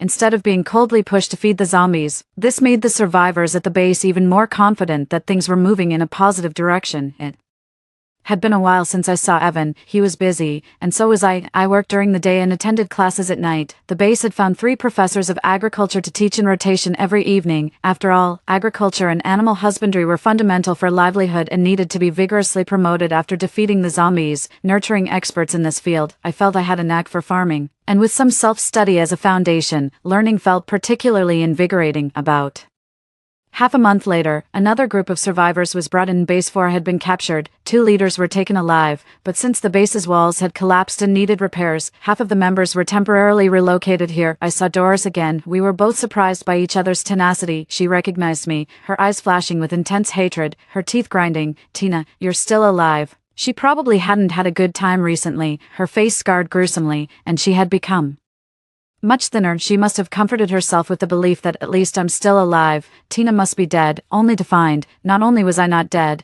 I was actually doing quite well, which completely broke her. I intentionally provoked her, scoffing, "I'm more than just alive, I'm thriving, admit it, Doris. I've always been stronger and had a better life than you, both before and now. You'll never measure up to me." I knew exactly how to crush her spirit. Indeed, Doris looked like she was about to pop her eyes out, and if it weren't for others holding her back, she would have lunged at me. I just smirked and didn't take it to heart. She must have amnesia, forgetting how I taught her a lesson, slap by slap. At base 4, there's plenty of time ahead, and our story isn't over yet, but overall, the situation continued to improve. After base 4 was reclaimed, bases 3 and 1 were quickly overrun, signaling the downfall of the Freedom Corps. It appears the leaders of these units received prior warnings and fled early with supplies and guards, and their whereabouts remain unknown. Over a month and a half later, the weather finally showed signs of warming. Although most days were still gloomy with snow, there was sunshine for a day or two each week. Daily, someone had to clear the snow and water from the city walls to prevent them from freezing overnight and becoming hard and slippery. Tonight,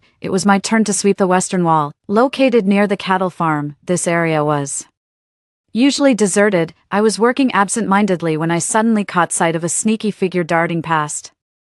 The figure looked familiar, suspicious. I quietly followed, approaching the base of the western wall near the emergency exit. The figure pulled out a key and unlocked the heavy steel gate. This triple-locked gate was usually sealed, originally built as an emergency exit in case the main gate ever fell. In the dim moonlight reflected off the snow, I recognized her. It was Doris. Doris, fumbling with the keys to the second gate, seemed startled when I shouted, "What are you doing?" She covered her face and ran. I chased after her with a shovel in hand. Eventually, I cornered her against the city wall where she screamed, "Stay back, or I'll jump." I couldn't help but laugh. "Who are you trying to scare? Do you think I care if you die?" I wondered how the Freedom Corps fled so quickly. "It must have been you who tipped them off. I thought you were just untrustworthy, but it turns out you're completely immoral." Doris looked panicked and tried to deny it, but then changed her tune. "Tina, we've known each other for years. Despite your animosity, I've always considered you a friend. You know, there's no virus or zombies abroad. Everyone lives safe and happy lives. All I need to do is open this gate, let a few zombies in, and my mission is complete." She tried to tempt me. "Let's put our past behind us. I can take you with me."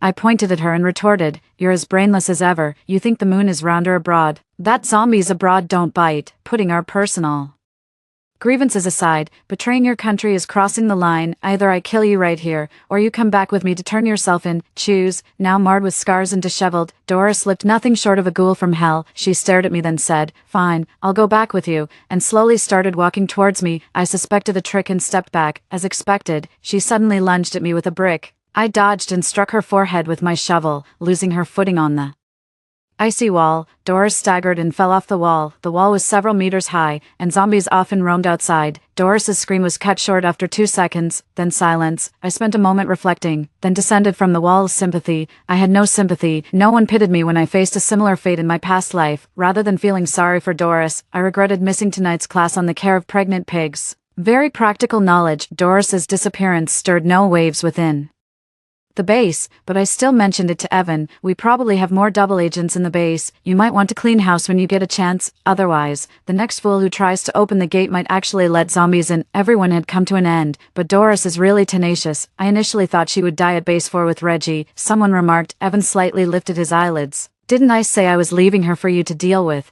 How could she die before that?" No wonder Doris always managed to appear right under my nose. It turns out there was someone behind the scenes pushing her forward. It seems that Evan is quite trustworthy after all. Over half a month passed, and the weather finally cleared up completely. The temperature continued to rise and eventually stabilized at 20 degrees Celsius. It was a very comfortable temperature, also perfectly suitable for sowing and growing crops. People shed their heavy cotton clothes, picked up their hoes to till the land, and scattered seeds. The military systematically and harmlessly disposed of the zombies to prevent the accumulation of bodies which could breed viruses and bacteria in the heat. Humanity gradually regained control of the city. During this time, I made a trip back to the villa. Gus, still serving as Evan's communicator, flew the plane. From high above, the earth was covered with a layer of tender green, the color of hope. The only unexpected thing was that the river under the cliffs had risen after the ice and snow melted. It was now just about to overflow its banks. If we had returned any later, the entire villa might have been flooded. Gus and I loaded the plane with supplies, especially seeds and medicine, which were very scarce. After the college entrance exams, I went to university in Haymarket and naturally ended up working there afterward. Evan said, "You've got good foresight." He always talks like this. "I'm used to it now," I then said. "Actually, I heard about your deeds in my past life too, but back then you died young. Fortunately, this time you didn't repeat the same mistake." "Wait, you're not reincarnated too, are you?" Evan looked at me with a disdainful glance. "You're just realizing this now." The ice and snow melted, the dark clouds dispersed, the sun shone down on this peaceful and tranquil land, brimming with life and promise for all living things. Story 2. 10 days after the zombie virus outbreak, I was finally tormented to death by my insane mother-in-law, worthless husband, and his beloved ex. After being reborn, I stocked up on supplies and watched them destroy each other. One bang, a loud explosion jolted me awake in my bed. In bed, to my surprise, I found myself unharmed. Wasn't this the zombie virus outbreak? When we ran out of supplies, my crazy mother-in-law, worthless husband, and his ex had eaten me. I rolled out of bed and looked out the window. It was just 2 cars that had collided. Had I traveled back to before the disaster struck, I remembered the black car's driver was in white, and the white car's driver was in red. They started fighting as soon as they got out of their cars. Sure enough, moments later, 2 figures, one in white and one in red, were fighting downstairs. I was sure I had been reborn. I grabbed my phone to check the date. There were 3 days left until the zombie virus outbreak. 3 days. Every second counts. I had to survive and seek revenge too. Charlie stood by the living room window,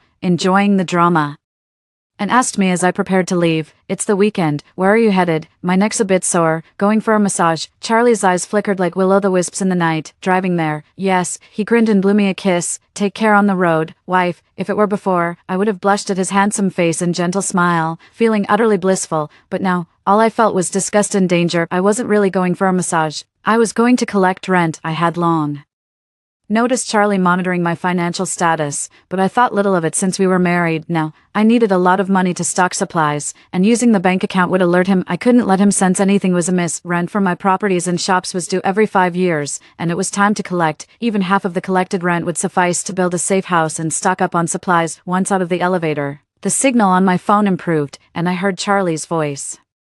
From my phone, "Renee, she's out for a massage.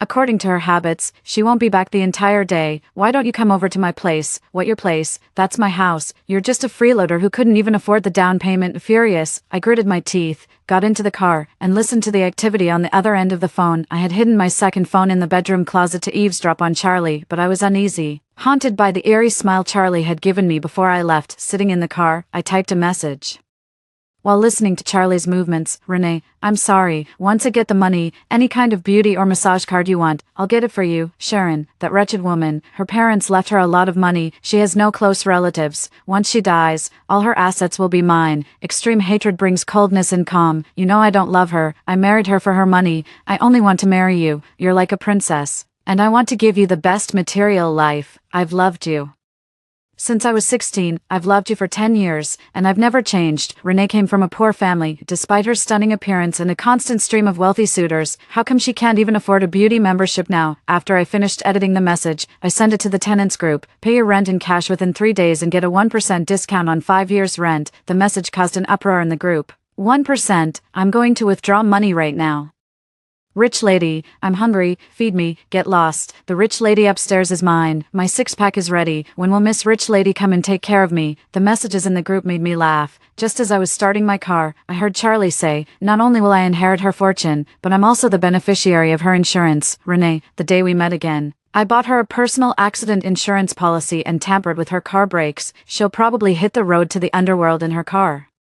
In a few days, haha, I was horrified, immediately turned off the engine, and remembered Charlie's laugh, which sent shivers down my spine. Indeed, after love dies, a woman becomes incredibly sharp. Charlie's arrogant laughter resounded from my phone. Haha, the timeline is so long. The police won't find out. Renee, we have billions waiting for us to spend. Renee, I love you. I love you. It turns out that even without an apocalypse, I would end up dead at the hands of that despicable couple, Charlie and Renee. I resisted the urge to rush back and kill Charlie, hailed a taxi, bought a suitcase, and then went to collect rent. My tenants are quite low maintenance. Every time I finished with one, I hinted that they should stock up on food and drinks. Halfway through, I remembered I had a large flat that was lying vacant, which might serve as a safe house. It was a large flat on the 7th floor, the top floor, spanning 300 square meters, enough space to store supplies, although not as tall as other buildings with dozens of floors. It was still the highest structure around. It was detached from other buildings, with a solid structure and foundation. The elevator was private for each flat, and the fire escape doors were bulletproof and fireproof, offering a high level of security. I decided to buy a strong lock later to secure the fire escape, creating the first barrier. I stopped collecting rent and went to a renovation company. When Renee entered my house, I was directing the workers to reinforce the burglar bars and replace the windows with one-way bulletproof glass. Oh, and change the door to the thickest, heaviest, and most durable one, the kind that even a Gatling gun can't penetrate. The worker wiped his sweat and asked, "Miss, are you trying to build a prison?" I put on a pitiful face. I'm getting a divorce from my husband, and I fear he might come after me. There's too much news about husbands killing their wives. I'm really scared, sir. I'll pay you extra. Please complete the work as soon as possible, otherwise, I have nowhere else to go. The worker, feeling a great sense of responsibility, responded, "I'll get the glass done today, and the door by tomorrow morning. Thank you." I paid the deposit, and after some thought, I added, "Sir, with the pandemic coming and going, you might want to stock up on food and drinks." The worker agreed wholeheartedly, though I wasn't sure if he really took my advice, but that was all I could do.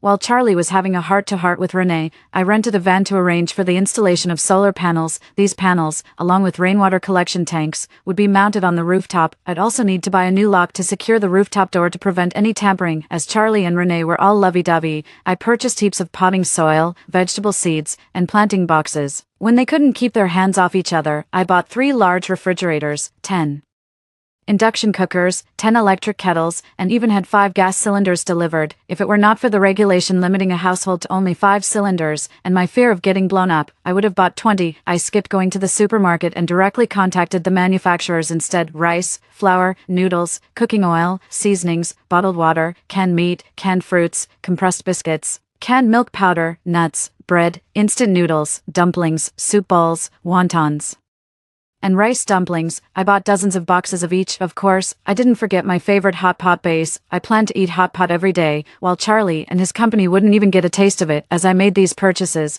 I wasn't calculating the cost, but the load-bearing capacity of the building. If I weren't afraid of living too low and having to hear the terrifying sounds of zombies every day, I would have rented a huge warehouse where load-bearing wouldn't be an issue. I had now purchased all the basic necessities, spending half a box of money dragging an empty box. My steps felt much lighter while helping the delivery guy with the goods. A security guard asked me, "This is an apartment building. Why are you buying so much grain and oil?" "I have a hoarding disorder. I start shaking if there's too little at home. You should stock up too, just in case." Clearly, the security guard didn't take my words seriously, musing that it seems nobody is considered modern without some psychological issues these days. Right, you live in building 3, floor 7, right. My heart skipped a beat, instinctively not wanting to share my real information with the security guard, but lying would only cause more trouble, as he could find out anyway. I nodded and headed upstairs full of unease. At night, after the windows were secured, property management wouldn't allow the installation of solar panels privately, so I arranged for the contractor to come and install everything on the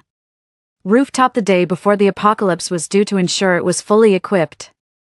When I opened the door, I caught a flash of disappointment in Charlie's eyes. Renee had already left, and I casually greeted Charlie and went to take a shower. I decided not to sleep in the bedroom that night, feeling nauseated at the thought of the bed after hearing those two all afternoon. However, I still went into the room to hide a pinhole camera in a concealed spot. I also placed cameras in the living room, bathroom, kitchen, second bedroom, and balcony. The apocalypse might be dull, but These would provide some entertainment. Unfortunately, the cameras depended on the internet, which would be cut off 7 days after the zombie outbreak started. 7 days would be enough for a few rounds of dog-eat-dog. Tonight I have work, so I'll sleep in the second bedroom to avoid disturbing your rest. He seemed relieved, probably fearing that I would force myself on him. Gross, what a sleazy man. Then I thought about Renee, who couldn't even afford a beauty card, so I made a call to have someone investigate her. After Charlie went to bed, I quietly got up to check the food supplies at home. The grains were almost gone, and the fridge only contained half a pound of old-fashioned sponge cake and 2 packs of rice noodles that I had bought. As expected, if I didn't buy them, Charlie wouldn't buy a single grain. Luckily, Charlie was both lazy and cunning, therefore I didn't have to worry about him stocking up on supplies before the disaster struck. As soon as dawn broke, I was up and out the door. After collecting rent for half the day, I continued with my shopping. Medications, including anti-diarrhea pills, fever reducers, cold medicine, painkillers, melatonin, various vitamins, alcohol, bandages, and more, household items, toilet paper, sanitary pads, shampoo, soap, face wash, laundry detergent, toothpaste, and toothbrushes. Given the scarcity of water in the apocalypse, I decided to skip on conditioner and shower gel. I also picked up a few cotton quilts, wool blankets, cotton pajamas, several thick military coats, and snow boots. Without heating in the winter, these items are essential to avoid freezing to death. Electronics, 2 laptops, 2 smartphones, 2 tablets, 2 Kindles, 10 earphones, 5 over-ear headphones, 10 power banks, and 50 large-capacity USB drives filled with various movies, TV shows, ebooks, and music, plus a bunch of plugs and cables. My favorite snacks, chocolate, fries, chips, spicy strips, candies, and fruit preserves, along with 10 cases of yogurt drinks. I also bought an exceptionally comfortable mattress and sofa, planning to live out my days happily as a lazybones. Even if I can only live 1 more year, I want to live it joyfully. While I was halfway through shopping, Charlie called me. I told him I was on a trip and wouldn't pick up any more of his calls. I don't have time to waste on that jerk. During my shopping spree on the last day, I stocked up on fruits, vegetables, pork, fish, chicken, and some seafood too. Fill the fridge. I also installed solar panels. I locked all the doors, planted vegetables in the grow boxes, and quietly waited for nightfall. After much thought, I posted an anonymous message online. Stock up on food and water today and don't go out tomorrow. Remember, do not go out. That's all I could do. In my past life, I had invited Renee over when the zombie outbreak occurred, and she ended up stuck at my place. This time, Renee was already at my home, looking serious, discussing with Charlie what was wrong with me. I was eating spicy seafood hot pot, watching the big screen. The two of them were sitting together on the living room sofa. Could she have found out? Charlie scoffed. She's so dumb, and we've been so secretive. How could she possibly find out? So, what's up with her? She's been crazy for more than a day or two now. Renee, let's stop talking about her. It's good she's out traveling. We get to spend a few days together. As they spoke, they snuggled up again. It was a sight for sore eyes. Renee was truly school beauty, flawless from head to toe, with a slender waist, long legs, smooth white skin, and a sweet soft voice. She and Charlie were a perfect match. I snorted coldly, thinking now that apart from his looks, Charlie was good for nothing, and to think, in a past life, I was such a sucker for a pretty face. I deserved that terrible end. On the screen, the two were getting intimate when the doorbell rang. The third protagonist finally makes a grand entrance.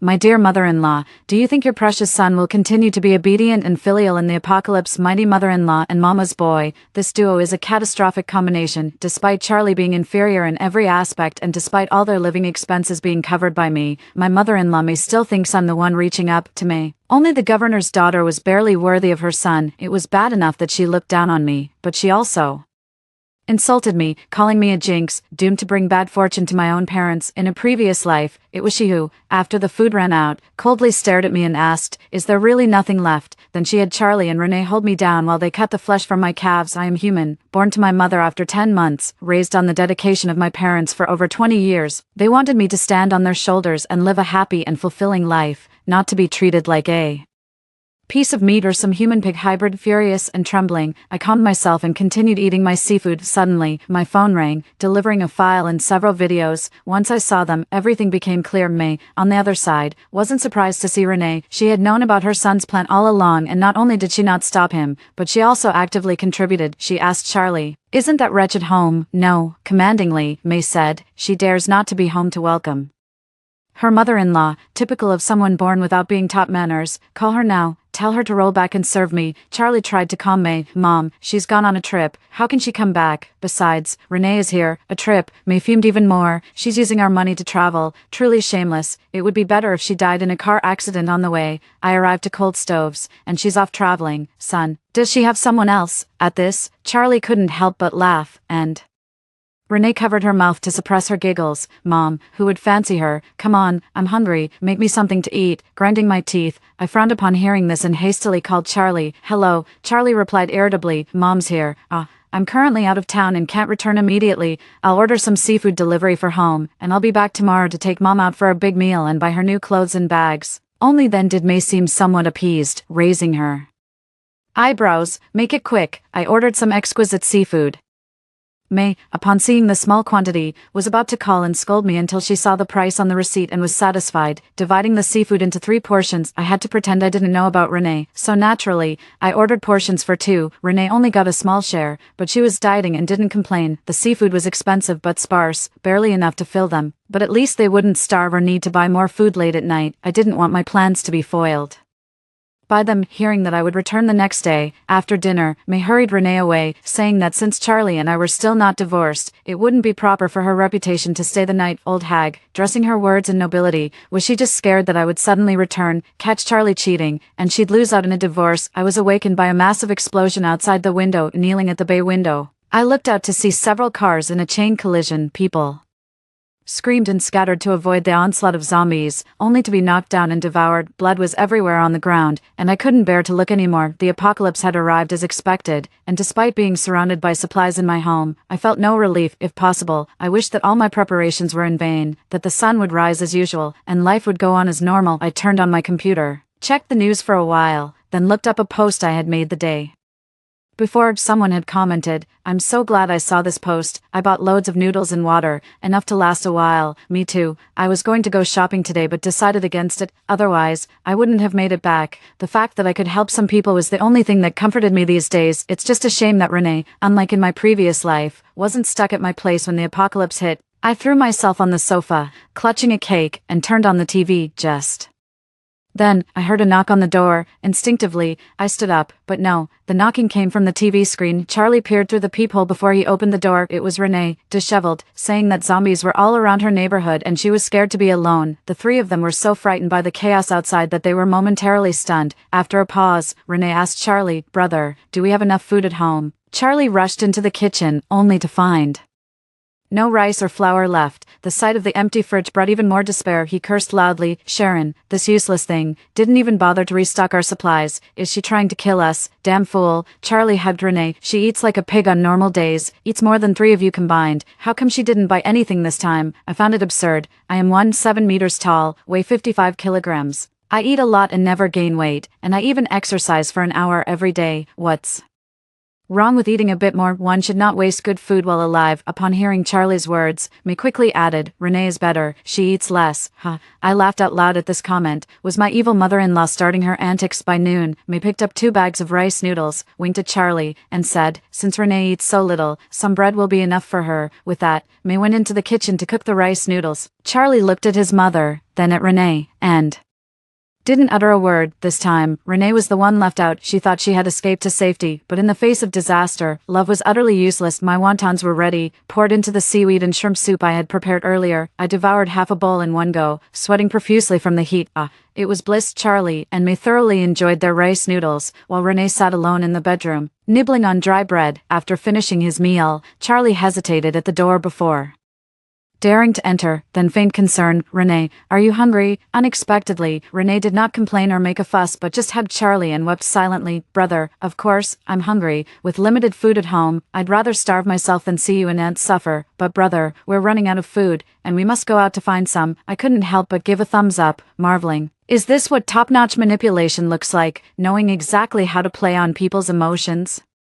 Charlie, clueless and fearful about finding supplies, said, "But where do we even look? You see, there are monsters outside. If you get bitten, they'll devour your innards and turn you into one of them." Renee remained silent. During dinner, Renee couldn't even have some bread because Charlie casually mentioned, "Renee hardly eats dinner." May quickly put away all the egg cakes, fearing Renee might eat more than her share. 3 days passed, and Renee had only eaten a small egg cake. So hungry She was seeing stars and could barely walk straight. Renee was not one to take things lying down. I had been waiting for her to strike back, and indeed, she took Charlie into the room. They whispered together, plotting something unknown. Suddenly, Charlie stood up with a start. No, this is murder. The zombies outside are killing people, too. Does anyone care about that? If this crisis ends, the police won't let us off. The crisis won't end soon. If we don't find new food, we won't last a week. Convinced by Renee, she changed into a sexy low-cut dress and handed a fruit knife to Charlie. They peeked through the peephole to ensure it was safe outside, then opened the door and left. What were they planning? To venture downstairs in search of food? Impossible. At this time in my previous life,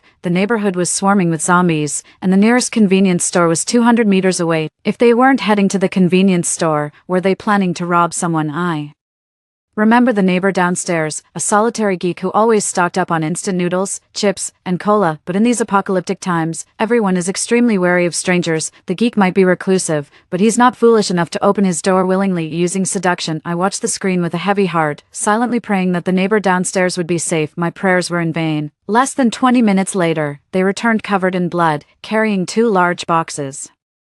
Back. Renee, always cautious, took the boxes into the bedroom. Hearing the commotion, May came over and saw the boxes filled with various instant noodles, self-heating hot pots, self-heating rice, chips, shrimp snacks, cola, and beer. She was stunned for a few seconds, then more excited than if she had found gold. Where did you get all this? Renee led me to get it, Charlie replied happily, hugging and kissing Renee several times. May immediately praised Renee for her bravery and wisdom, holding her hand affectionately as if Renee were her own daughter. Completely forgetting how she had treated Renee these past few days, Renee, ever unassuming, said, "Aunt, I'd like some egg cakes now. Could you get me some?" May was more than willing, and with a cheerful exclamation, she went back to her room to fetch them. Renee followed May, and after she entered, Renee sneered coldly. After shutting the door and locking May inside the room, she began frantically pounding on the door. "Renee, what are you doing? Open the door now. Charlie, come save me." Charlie rushed over and asked Renee, "What are you trying to do? In these apocalyptic times, I can lure men to open doors and you can overpower them, but what about Aunt May? If she were a wise and selfless elderly person, she wouldn't be a burden to the youth. Instead, she would sacrifice herself to give us a better chance to survive. Aunt May doesn't understand this. We need to teach her to be sensible," Renee explained. "Renee, don't be insane. Open the door. We have enough food for all 3 of us," Charlie pleaded. "There's a lot of food, yes, but how long will it last? A week? 10 days? Brother, we need to strive to survive until this zombie crisis is over. We still need to settle scores with that scoundrel Sharon, and we still want to get married." Charlie paused in his attempt to snatch the keys. Marrying Renee had been his unwavering dream for 10 years. Renee embraced Charlie, her voice gentle and seductive, like a siren's call. "Brother, we are meant to be together for life." Events began unfolding beyond my expectations. In less than half an hour, May went from being in control of the food to becoming a prisoner, and Renee, once marginalized, became the undisputed leader. Her relationship with Charlie rapidly intensified. As May cursed from inside, Renee completely lured Charlie into her embrace. I was so upset that I couldn't even eat. I was about to send a file to Charlie on my phone when suddenly, the power went out. That's strange. Last time, it took a week after the crisis began for the power to cut off. I checked my phone, turning on the monitoring app for Charlie's place, which was still brightly lit. Was it just my place that lost power, or was it a trip breaker? After pondering for a while, I decided to go check the electrical box. My hand was on the doorknob when a chill crept up my spine. Could it be that someone deliberately cut my power? I peeked through the door viewer. The hallway was completely empty. I recalled a news story about a woman living alone who went to check her fuse box during a power outage and was then dragged into her apartment and killed by a man lying in wait. Could I be facing the same situation? Thankfully, the camera at my door was battery operated. When I checked the footage, I indeed saw a person hiding in the corner, dressed in plain clothes, holding a bloody axe, just waiting for me to come out and then chop off my head. Given the circumstances, robbery was unlikely. They must be after the stash of food in my apartment. Who could it be? A neighbor? Impossible, as the elevator required individual keycards and I had locked the fire escape, making it inaccessible to my neighbors. It had to be the security guard. Knowing that I had hoarded a lot of food and having access to elevator cards, only the security guard could fit the bill. I couldn't risk going outside. Fortunately, I had solar panels. I turned on the switch. All was silent. Had he cut my electricity too? I was so scared that my legs went weak. I had to lean on the table just to keep myself upright. No need to panic, I reminded myself. There are gas cylinders at home, so cooking wouldn't be a problem. He's outside. He won't last long. At worst, I'll just outlast him. Relieved by that thought, I washed an apple and munched on it as I sauntered to the door. "I don't need electricity." "You really thought you were being clever?" Didn't you see me buying all those gas cylinders? Guess whether you'll starve first or I'll die.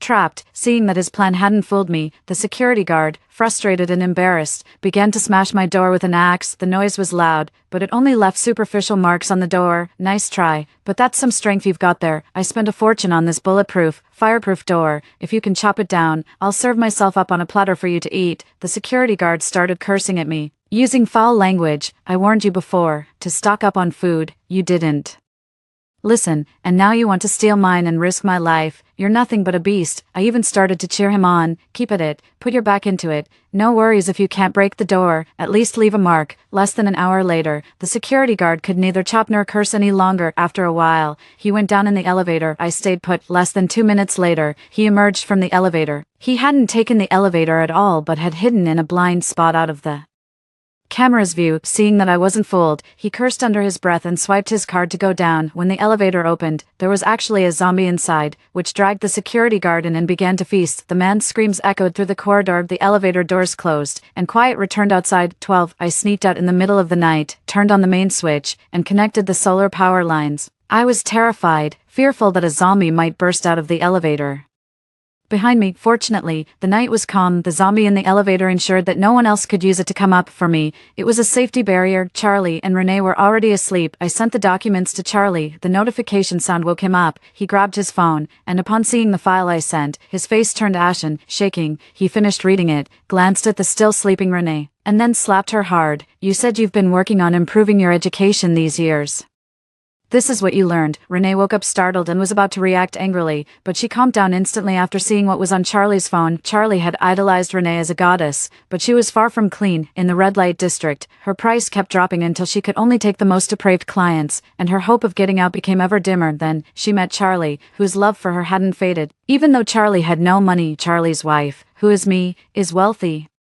And Charlie is a fool, easy to control. After much deliberation, Renee saw an opportunity and began to interfere in my marriage with Charlie. You wretch, liar, liar. Charlie trembled with rage when he realized he had been deceived. His eyes bloodshot. He choked Renee and screamed, "Why did you deceive me? You destroyed my family, made me betray my mother. You've ruined me. I'll kill you." I sat eating ice cream, delighting in the spectacle of their animosity unfolding on the screen. Suddenly, Renee pulled a sharp knife from a drawer and stabbed Charlie in the belly.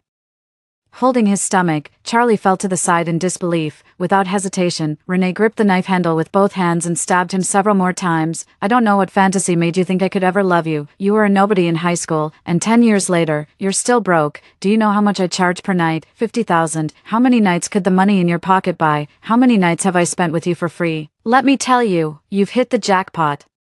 Do you realize even a 50-year-old man is better than you? Sharon must be blind. What did she ever see in you? I scoffed. 50,000. Renee could say that without blushing. She couldn't fetch that price even when she was 20. If it weren't for you having a wealthy wife, I wouldn't even spare you a glance. And stop pretending to be so deeply in love. I haven't had a grain of rice these days. All because you indulge your decrepit mother. You don't love anyone. You just love yourself and money. You covet your wife's wealth and harbor ill intentions. Do you think you're some innocent rabbit? You're trash, just like me. Actually, I'm better. I would never harm my family. And you've allowed me to imprison your own mother, planning to starve her to death. With his stomach gruesomely wounded, Charlie gasped in pain, tears streaming down his face, his eyes filled with terror as he stared at the crazed woman in front of him. What was he thinking? Would he regret it? I felt no sympathy for Charlie. He deserved it. Renee suddenly stopped, fetched a medical kit, and began treating Charlie's wounds. You can't die yet. I need to keep you alive. You're still useful, but you're seriously injured. If you don't survive, I'll just put you in the freezer. It's a pity your mother is too old, or I'd keep her alive too.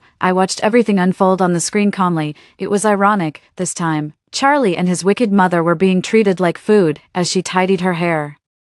Her pale face flecked with blood, her gaze landed precisely on the camera, her look was venomous, like a snake ready to strike. Sharon, I know you're watching. Isn't this play thrilling enough? Next time, it might be your turn. Renee's madness and cruelty were beyond anything I could have imagined. I witnessed the whole process of her committing murder. It would be better if she didn't survive until the end of this crisis, because if she did, she would definitely do everything in her power To silence me, even if her actions were deemed justifiable legally during the crisis, she wouldn't spare me. Being targeted by such a ruthless and vicious woman is truly terrifying. Renee took some clothes from my closet to go take a shower. May heard the commotion and started banging on the door. Renee, you little wretch, what have you done to my son? Renee laughed heartily, her voice light and cheerful. Nothing much. Just stabbed him in the stomach 5 or 6 times. Upon hearing this, May completely broke down and started screaming. Her piercing screams traveled through the walls, reaching far and wide. Suddenly, the door was being pounded on heavily. Renee paused for a few seconds, gathered her courage to peek through the peephole, and was so frightened by the zombies outside that she stepped back repeatedly. She could kill without batting an eye, but in front of zombies, she was as defenseless as a lamb. Shut up, May. You're attracting the zombies. Hearing this, May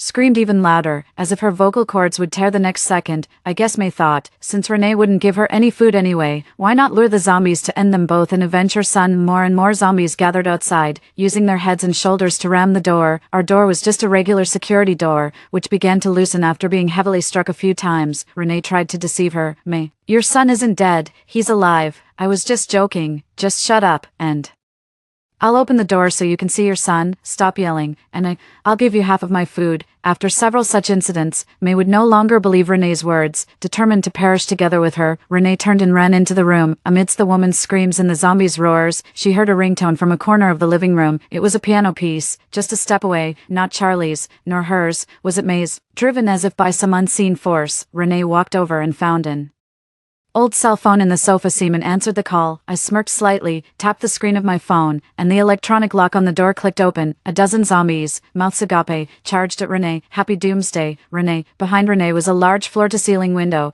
and the zombies pinned her against it, gnawing mercilessly. The screams, the chewing sounds, and the growls mixed together were chilling. I frowned and hung up the phone. Renee, with eyes wide open, searched for the camera, her voice shrill. Sharon, I will never forgive you, never. How can you not forgive me when you are about to die? To the window, unable to bear the weight, shattered, and both Renee and the zombies fell down. In the small room, May had lost her voice from shouting. She burst into laughter upon hearing Renee's agonized screams, and soon her laughter turned into tears. By the 5th day of the outbreak, May had become completely silent. All the hatred had dissipated like smoke, allowing me to fully immerse myself in my new life. Even though it was a life amidst an apocalypse, I lived on the outskirts of the city in a community with a low occupancy rate. There weren't many zombies wandering around downstairs, and most of them were from the property management. On the 7th day of the outbreak, the residential area lost power and internet connection. Suddenly, the long-retired city loudspeakers began to operate. A man announced over the speakers that the military had initiated a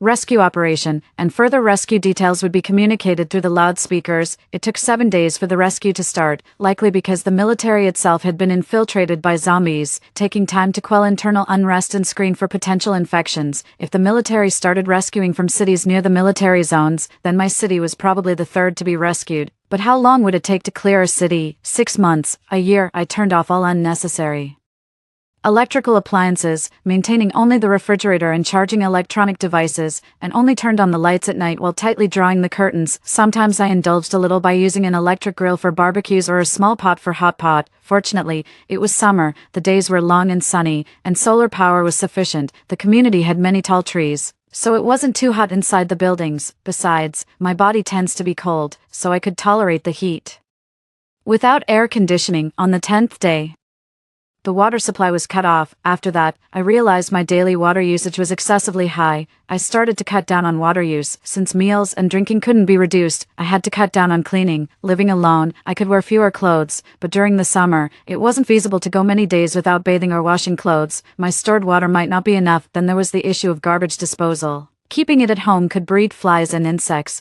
Throwing it in the corridor would smell bad. Discarding it downstairs could attract unwanted attention and danger. Burning it might produce smoke and toxic gases, exposing my location. When the city's normal operations halted, my life sank into a quagmire. All I could do was pray for the military to rescue us quickly. On the 30th day, unable to stand the trash at home any longer, I became a nightly garbage thrower, tossing it downstairs. Seeing me do this, some neighbors also started throwing their trash Outside, I was delighted to discover there were still survivors in the building. On the 67th day, I suddenly noticed that the neighbors seemed to have stopped throwing their trash. On the 85th day, while I was cooking a small hot pot, I heard a distant thud. I stood by the window for a long time, trying to figure out what had happened. The next day, the crackling loudspeakers finally cleared up my confusion. It turned out the military had begun using missiles to eliminate zombies.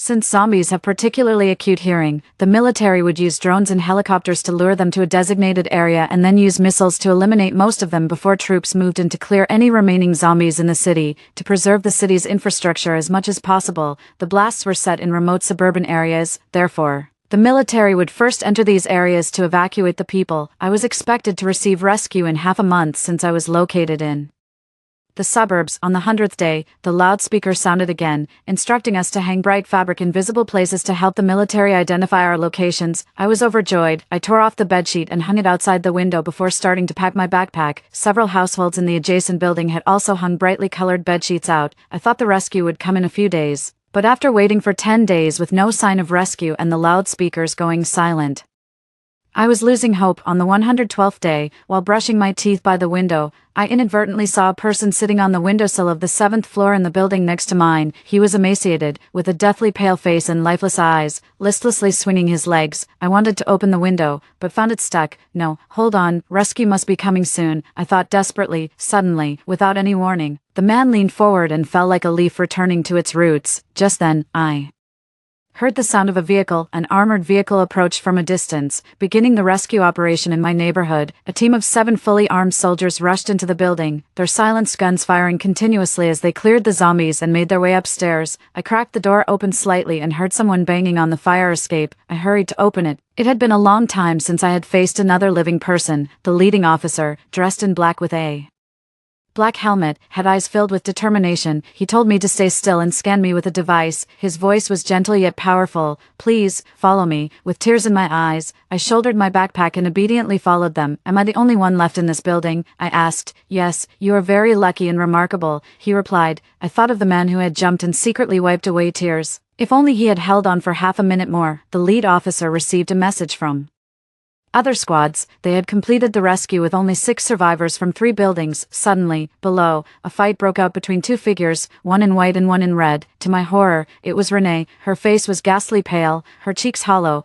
and her usually large eyes looked as if they were about to pop out, with just tiny black pupils visible. Her body was covered in horrific bite marks. She opened her mouth wide and lunged at me. Renee had indeed come to seek her revenge. The officer pulled me into his embrace and said, "Cover your ears." He drew his pistol, pressing the muzzle against Renee's forehead, and fired. His movements were so quick that I hadn't even raised my hands when Renee fell backwards. "Do you know her?" the officer joked, holstering his pistol and releasing his hold on my shoulder. "Get on the vehicle. Congratulations, you are saved."